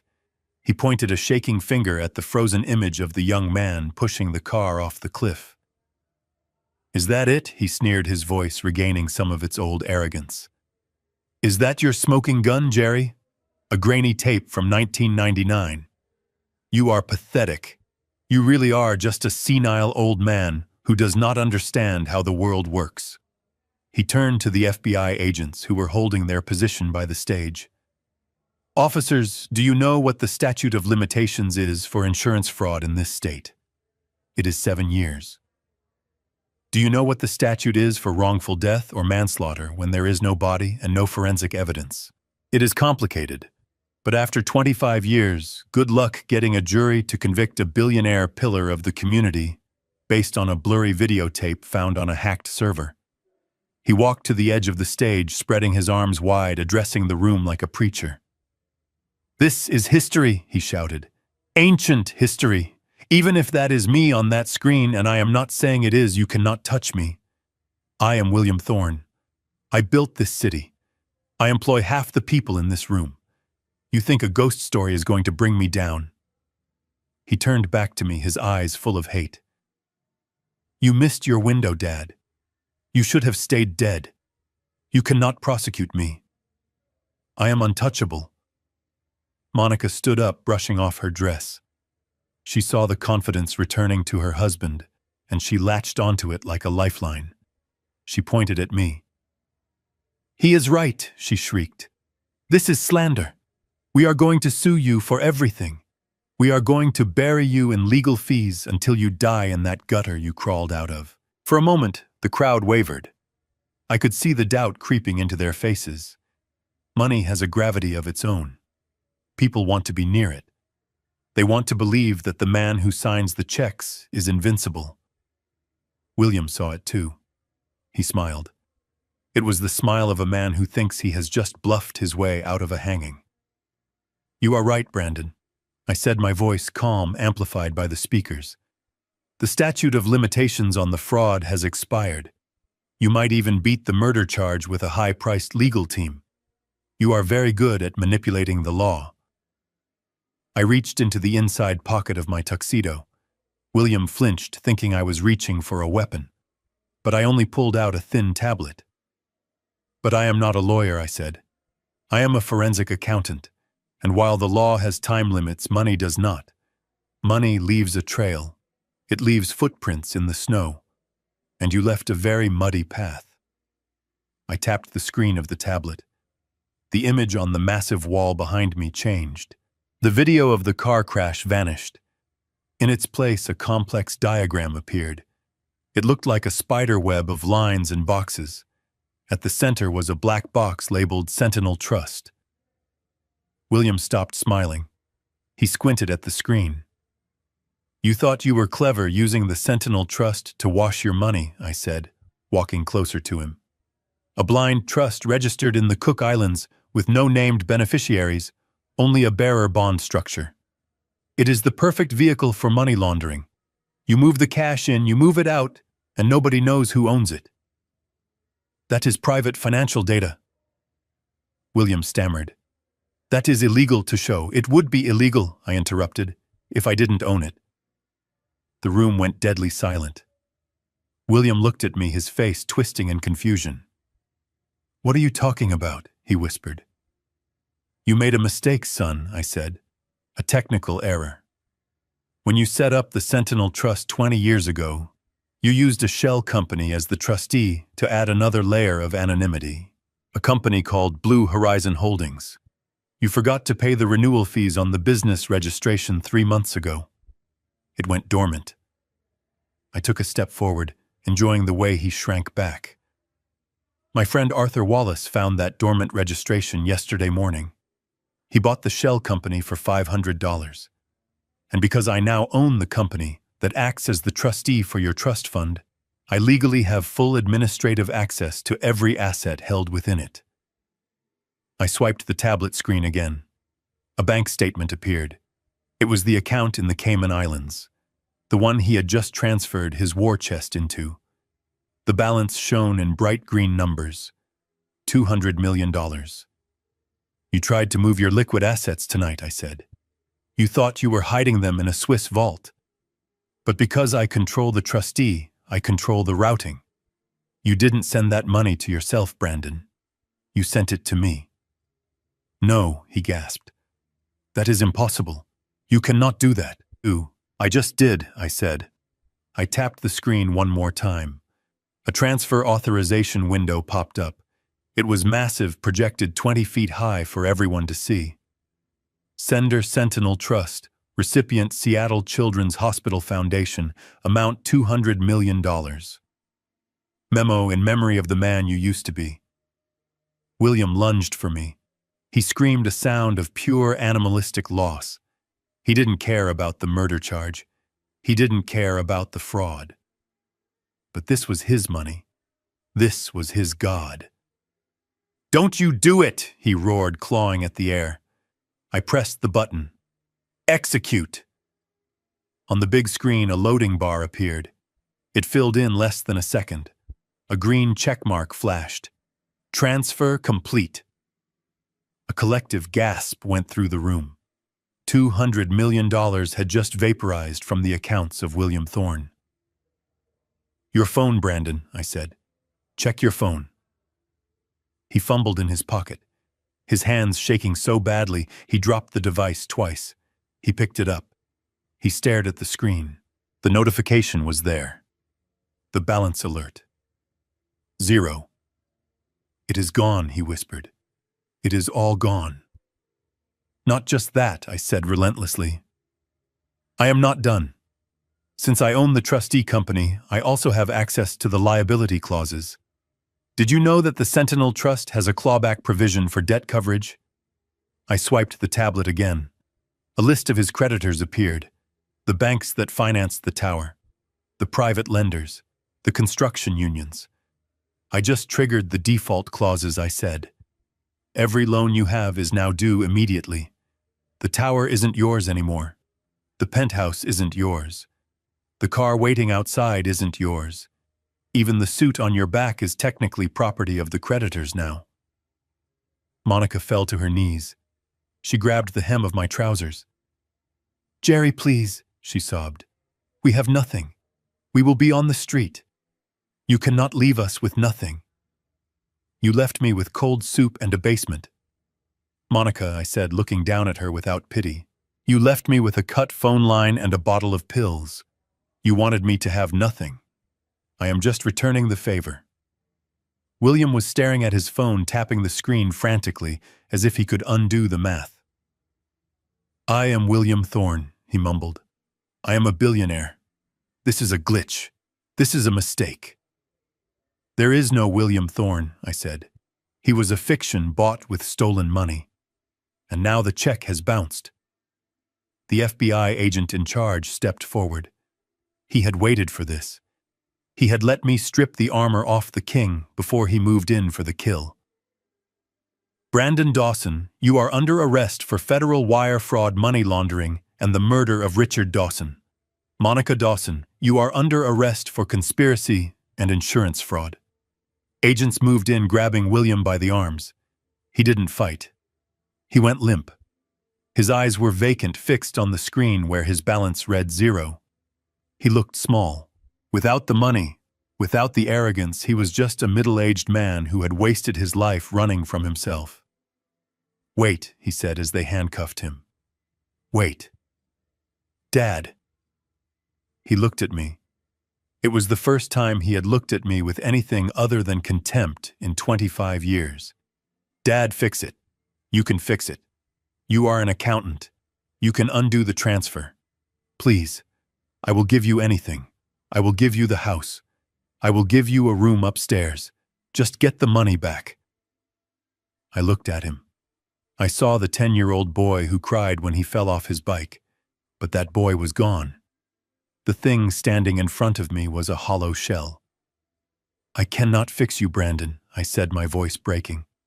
I spent 25 years mourning you. I cried for you every day. I wished I had been a better father. I wished I had given you more. But I realize now that nothing I gave you would have ever been enough. You have a hole inside you that no amount of money can fill. I turned my back on him. Take him away, I said to the agents. No, Monica screamed as they dragged her off the stage. She kicked and spat, her red dress bunching up around her legs. You old fool. You ruined us. I hope you die alone. I watched them go. I watched them get dragged through the crowd of people who had cheered for them an hour ago. No one moved to help them. No one offered a lawyer. The crowd parted like the Red Sea, recoiling from the stench of failure. I stood alone on the stage. The screen behind me still showed the 0 balance.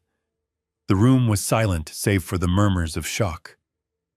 I felt a hand on my shoulder. I turned. It was Arthur Wallace. He had come up from the control van. He was smiling, but his eyes were sad. It is done, Jerry, he said quietly. They are gone. I looked at my hands. They were steady now. The trembling had stopped. Is it over? I asked. Arthur nodded. The money is with the hospital. The evidence is with the FBI. The tower will go into receivership by morning. They have nothing left to fight with. I looked out at the sea of faces. I saw Laura standing near the exit. She was crying, but she was standing tall. She nodded to me, a silent acknowledgement. We had survived. I took the microphone off my head and laid it on the podium. Let's go, Arthur, I said. I want a hamburger, a real one with salt. We walked off the stage, leaving the empty shell of William Thorne's empire behind us. I didn't look back. I didn't need to. The past was finally buried, and this time it would stay dead. The silence in the ballroom was broken by the sound of sirens wailing in the distance, getting closer with every heartbeat. But the real storm was already inside. I stood on the stage, the digital receipt of the $200 million donation still glowing on the massive screen behind me like a tombstone for Thorne Enterprises. The 0 balance on William's phone was not just a number. It was the end of his world. The doors at the back of the room burst open again. This time it wasn't a single voice. It was a raid. Federal agents in tactical gear poured in, moving with the heavy precision of a sledgehammer.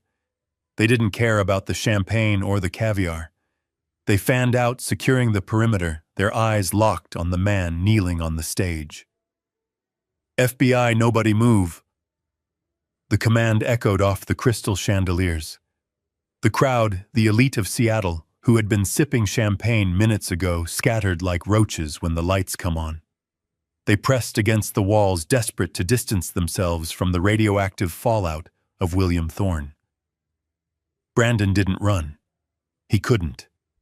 He was still staring at his phone, his brain unable to process the magnitude of the loss. He was catatonic, frozen in the wreckage of his own greed. But Monica was not catatonic. She was vibrating. The shock of the empty bank account had worn off, replaced by a primal animalistic panic. She looked at Brandon, the man she had conspired with, the man she had lied, for the man she had sold her soul to. She saw him kneeling there, broken and penniless, and something inside her snapped. The facade of the devoted wife, the elegant partner, shattered into 1,000 jagged pieces.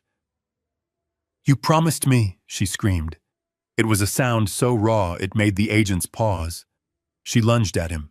She didn't look like a socialite in a red dress anymore. She looked like a fury. She tackled him, her nails raking down his face, aiming for his eyes. "You told me it was safe. You told me he was nothing. You lost it all." She was clawing at him, hitting him, screaming obscenities that would make a sailor blush. It was ugly. It was the sound of rats eating each other on a sinking ship. Brandon tried to shield his face, his arms flailing weakly. "Get off me!" he yelled, his voice cracking. "It is your fault. You spent it. You wanted the penthouse. Agents swarmed them, pulling Monica off by her waist." She kicked and spat, her heels scraping against the polished wood of the stage. Her dress tore. Her hair was a wild mane.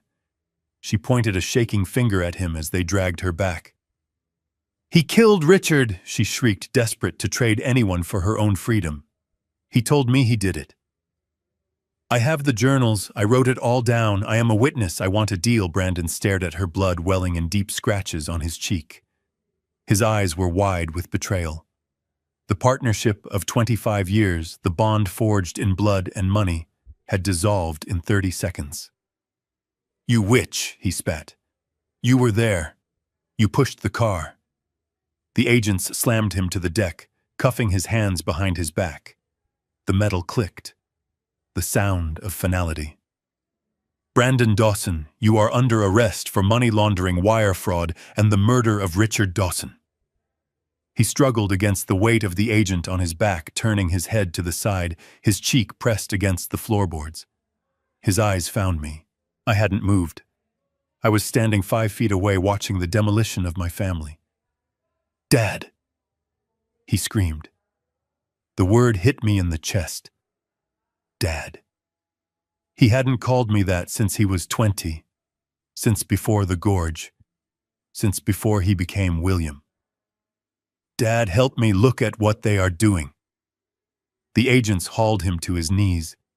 He was weeping now, snot and blood mixing on his face. The arrogance was gone. The billionaire was gone. All that was left was a terrified child who had broken a window and wanted his father to fix it. "I didn't mean for it to happen. It got out of control. I can fix this. I can make it back. You have to help me. You are my father." He shuffled forward on his knees, straining against the agent's grip. "Please, Dad. I am your son. I am Brandon. Remember the fishing trip. Remember the bike. Do not let them take me. I will die in there." He looked at me with such desperate hope. He truly believed that after everything, after the theft, the lies, the attempt on my life, that the bond of blood was a get-out-of-jail-free card. He thought he could appeal to the sentimental old man he had locked in the basement. I looked down at him. I saw the scar on his chin. I remembered stitching it up. I remembered holding him when he cried. I remembered the pride I felt when he graduated. But then I remembered the cold soup. I remembered the look in his eyes in the bathroom mirror when he ordered his guards to break my ribs. I remembered the voice recording of him planning to kill me. I felt a tear roll down my cheek. I didn't wipe it away. It was the last tear I would ever shed for him. I looked him in the eye. The silence in the room was absolute. Even Monica had stopped screaming to listen. "You are mistaken," I said. My voice was quiet, but it carried to the back of the room. "My son is not here." Brandon froze. His mouth opened, but no sound came out. "My son was a good man," I continued, my voice hardening into steel. "He had a heart. He loved his family. But he died 25 years ago. I buried him. I mourned him. I loved him." I took a step closer, leaning down so only he could see the absolute finality in my eyes. You are just a stranger who stole a dead man's face to hide his crimes. And I do not know you." I straightened up and looked at the agents. "Get him out of my sight." "No," Brandon wailed. It was a sound of pure desolation. "Dad, no!" The agents dragged him away. He dug his heels in, screaming my name, begging, pleading. But I turned my back. I looked out at the empty ballroom, at the debris of the party, at the shocked faces of the strangers who had worshipped a false idol. I saw Laura standing by the exit. She was crying, but she wasn't looking at her parents. She was looking at me. She nodded. A small, brave movement. I nodded back. The screams faded as the heavy doors swung shut behind them. The room was quiet. The screen behind me went dark. Arthur Wallace stepped out from the shadows of the wings. He walked over to me, his cane tapping a steady rhythm on the stage. He put a hand on my shoulder. "It is done, Jerry," he said softly. I let out a breath I felt like I had been holding for 25 years. My ribs ached. My heart ached. But the weight was gone. "Let's go, Arthur," I said, unbuttoning my tuxedo jacket. "I need a drink, and I need to start living." We walked off the stage together, leaving the empty shell of the Thorn Empire in the dark. I didn't look back. There was nothing there for me anymore. My son was dead. But I was alive. And for the first time in a long time, the future was blank, and it was mine.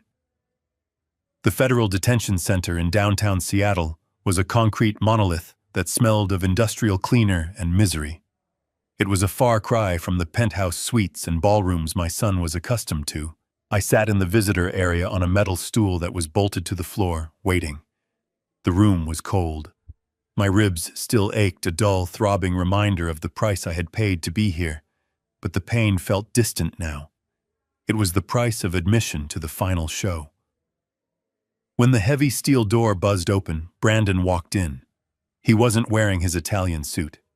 He was wearing an orange jumpsuit that hung loosely on his frame. His silver hair was unkempt, and without the expensive products and lighting of the gala, he looked gray and old.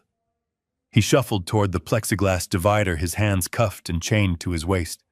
He looked at me with eyes that were hollowed out by sleepless nights and the sudden withdrawal from a life of limitless power. He sat down. He didn't pick up the phone. He just stared at me. The arrogance was gone, replaced by a shell-shocked numbness.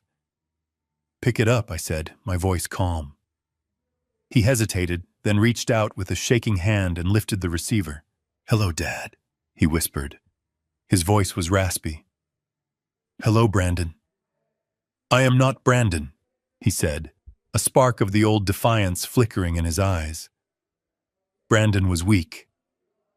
"William Thorne built a legacy."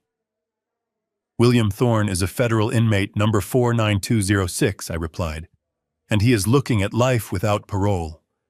He leaned forward, the chains rattling against the metal counter. "My lawyer says I can get a deal. The video is old. The audio recording from the alley is inadmissible without a warrant. I might get 20 years for the fraud, but I will be out.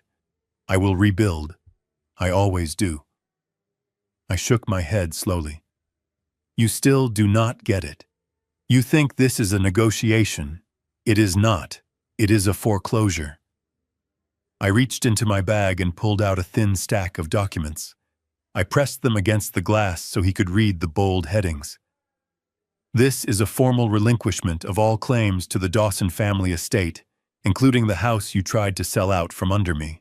And this is a permanent restraining order and disavowal of parental rights regarding Laura. You will never contact her again. You will never try to access her finances. You will never speak her name. He laughed a dry, bitter sound. Why would I sign that? The house is worthless compared to what I lost. And Laura, she betrayed me. She is dead to me. Good, I said. Then signing should be easy. I am not signing anything, he spat. You took my money, Jerry. You took my life. I am going to fight you until the day I die. I will drag this out in court for decades. I will make sure Laura spends every penny she has on legal fees. I put the papers down. I leaned in close to the glass. I thought you might say that. That is why I brought this. I pulled out a single photograph. It was old, grainy, and yellowed with age. It wasn't the video of the car crash. It was a picture of a toolbox. A red metal toolbox that sat in the corner of my garage for 25 years. Do you recognize this? I asked. He stared at it. He frowned. It is just your toolbox. I opened it yesterday, I said. I was looking for a screwdriver to fix the lock you broke on the basement door. And I found something stuck behind the drawer. A receipt. Dated October 13th, 1999. The day before Richard died. Brandon went still. His eyes locked onto mine. It is a receipt from a mechanic shop 2 towns over, I continued, for a brake line modification. It has your signature on it, Brandon. You didn't just push him. You tampered with his car first, just in case the push didn't work. You planned it for weeks. That makes it a federal capital crime. Premeditated murder with special circumstances. His face turned the color of ash. He started to shake. You are lying, he whispered. I burned that receipt. You missed one, I lied. But he didn't know that.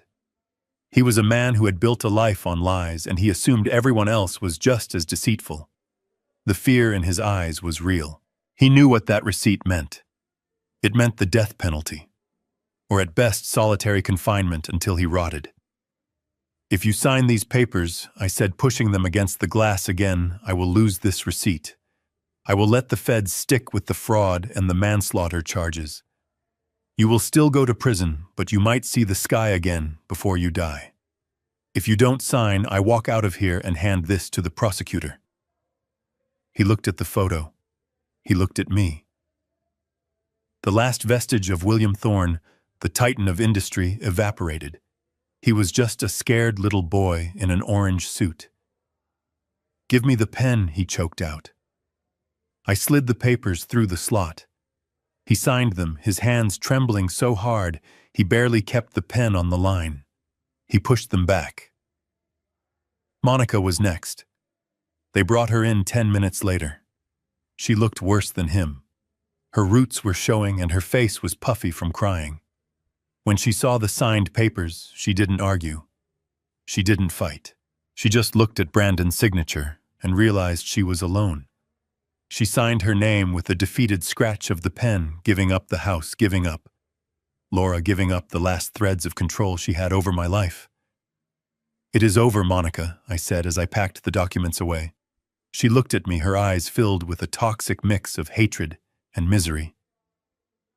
You are going to hell, Jerry, she hissed. I stood up and buttoned my coat. I already went to hell, Monica. I lived in your basement for 5 years. Now I am going home. I turned and walked away. I heard her screaming behind the glass, screaming my name, screaming for a lawyer, screaming at the unfairness of it all. But her voice was muffled, fading into the background noise of the prison. I walked out of the detention center and into the Seattle rain. The air tasted sweet. I had the papers in my hand. My house was mine again. Laura was safe, and the monsters were in a cage. I hailed a cab. For the first time in 25 years, I didn't have to look over my shoulder. I was free. The sledgehammer hit the drywall with a satisfying crunch. Dust billowed into the air, coating my safety goggles in a layer of white powder. I swung again. This time the stud cracked. It wasn't wanton destruction. It was renovation. Laura stood behind me holding a crowbar, her face smeared with plaster and sweat. She wasn't the terrified girl in the rain anymore. She was a woman reclaiming her home. We didn't sell the house. I couldn't.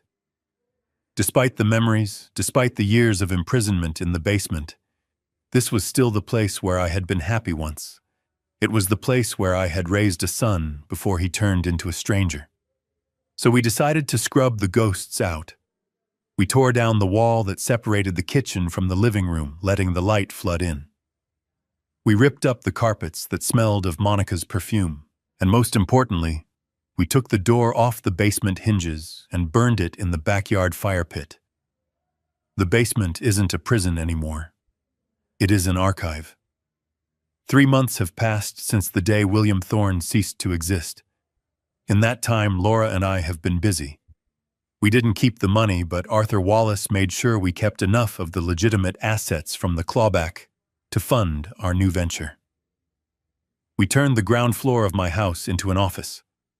There is no sign out front, no advertisement in the paper, just a word-of-mouth network that started with the letters I received after the news broke. The Dawson Advocacy Group. We don't charge fees. We don't bill by the hour. We help the people who have been forgotten. The seniors whose children view them as ATMs. The widows whose financial advisors are sharking them. The people who are told they are crazy when they are actually just inconvenient. Arthur handles the legal threats. He enjoys it. He says it keeps him young to scare con artists who think they are untouchable. Laura handles the intake. She quit the hospital the day after the arrest. She said she was tired of treating symptoms, she wanted to treat the disease. She sits with our clients, she holds their hands, and she listens. She believes them. That is usually all they need, a witness to their reality. And me, I am the forensic accountant. I follow the money. I find the hidden accounts, the forged signatures, the secret transfers. I find the truth they try to bury in the spreadsheets. Yesterday, a woman named Mrs. Higgins came in. She was 82 years old, trembling, clutching a purse she had owned since 1970. She told me her nephew was managing her pension and that she couldn't understand why she couldn't afford heating oil this winter. I looked at her bank statements. I saw the transfers to a casino in Vegas. I saw the withdrawals for a new truck. I looked at her and I saw myself sitting in that chair eating cold soup. "We will get it back, Mrs. Higgins," I told her. "Every penny." She started to cry. But how, she asked. "He is family. Family does not leave you in the cold," I said. "Family is the people who bring you a blanket." We are going to court for her next week. Arthur says we will win. I know we will win because I already found the nephew's second set of books. People ask me if I regret donating the $200 million. They ask me if I ever wake up in the middle of the night wishing I had kept just a little bit of the Thorne fortune. I tell them no, and I mean it. That money was heavy. It was weighted down with the soul of my dead son and the greed of his wife. I didn't want to carry it. I wanted to be light. I have my pension. I have my house. I have enough to buy a good steak on Fridays and a bottle of wine to share with Arthur on the porch. I have Laura who comes over for dinner every night and tells me about her day without looking at her phone once. That is wealth. That is the only currency that matters. Tonight, after we closed the files and locked the office, Laura and I sat on the back porch watching the sun go down over the tree line. The air was crisp, smelling of pine and wood smoke. "You know, Grandpa," she said, swirling the ice in her tea, "I got a letter today. From Dad." I stiffened. The restraining order was supposed to prevent that. "What did it say?" I asked. She shrugged. "He wants me to visit. He says he has changed. He says he found God in his cell. He says he forgives me. She laughed a dry sound that was too old for her 28 years. He forgives me, she repeated, shaking her head. Can you believe the arrogance? What are you going to do? I asked. She took the letter out of her pocket. It was unopened. She had just read the return address. She walked over to the fire pit, where the embers of the basement door were still glowing. She tossed the envelope in. We watched the paper curl and blacken, watched the blue ink of the federal prison stamp turn to ash. I am going to help Mrs. Higgins get her heating oil, she said. That is what I am going to do. I smiled. She was going to be all right. We were going to be all right. Before I went inside, I reached into my own pocket. I pulled out the photo I had shown Brandon in the prison, the grainy picture of the red toolbox. I looked at it one last time. There was no receipt behind the drawer. There never was. I had bluffed. I had looked him in the eye and lied with the same conviction he had used on me for 25 years. The difference was my lie bought freedom. His bought a cage. I struck a match and held it to the corner of the photo. I watched it burn until the flame licked my fingertips. I dropped it into the ash alongside Laura's letter. My son left for work one morning 25 years ago and never came back. I used to pray for his return. I used to leave the porch light on. But I don't do that anymore. The man in the cell isn't my son. My son is a memory, a ghost of a boy who caught fireflies in this yard and laughed when he jumped his bike over the creek. That boy is gone. But I am still here. And as I turned off the porch light and walked into my warm, bright house, I realized that for the first time in a quarter of a century, I wasn't waiting for anyone. I was exactly where I was supposed to be. Home. The hardest truth I ever had to accept was that the son I loved was the architect of my misery. For years, I confused abuse for family obligation and neglect for grief. But this journey taught me that dignity has no expiration date. You are never too old, too weak, or too broken to demand the respect you deserve. True family isn't defined by the blood in your veins, but by the hands that hold you when you fall. If you are reading this from your own basement of despair, know this: the only way out is to stop waiting for permission to save yourself. If my story resonated with you, or if you've ever had to cut ties with toxic family to save your own soul, please like this video, subscribe to the channel, and share your experience in the comments below. I read every single one.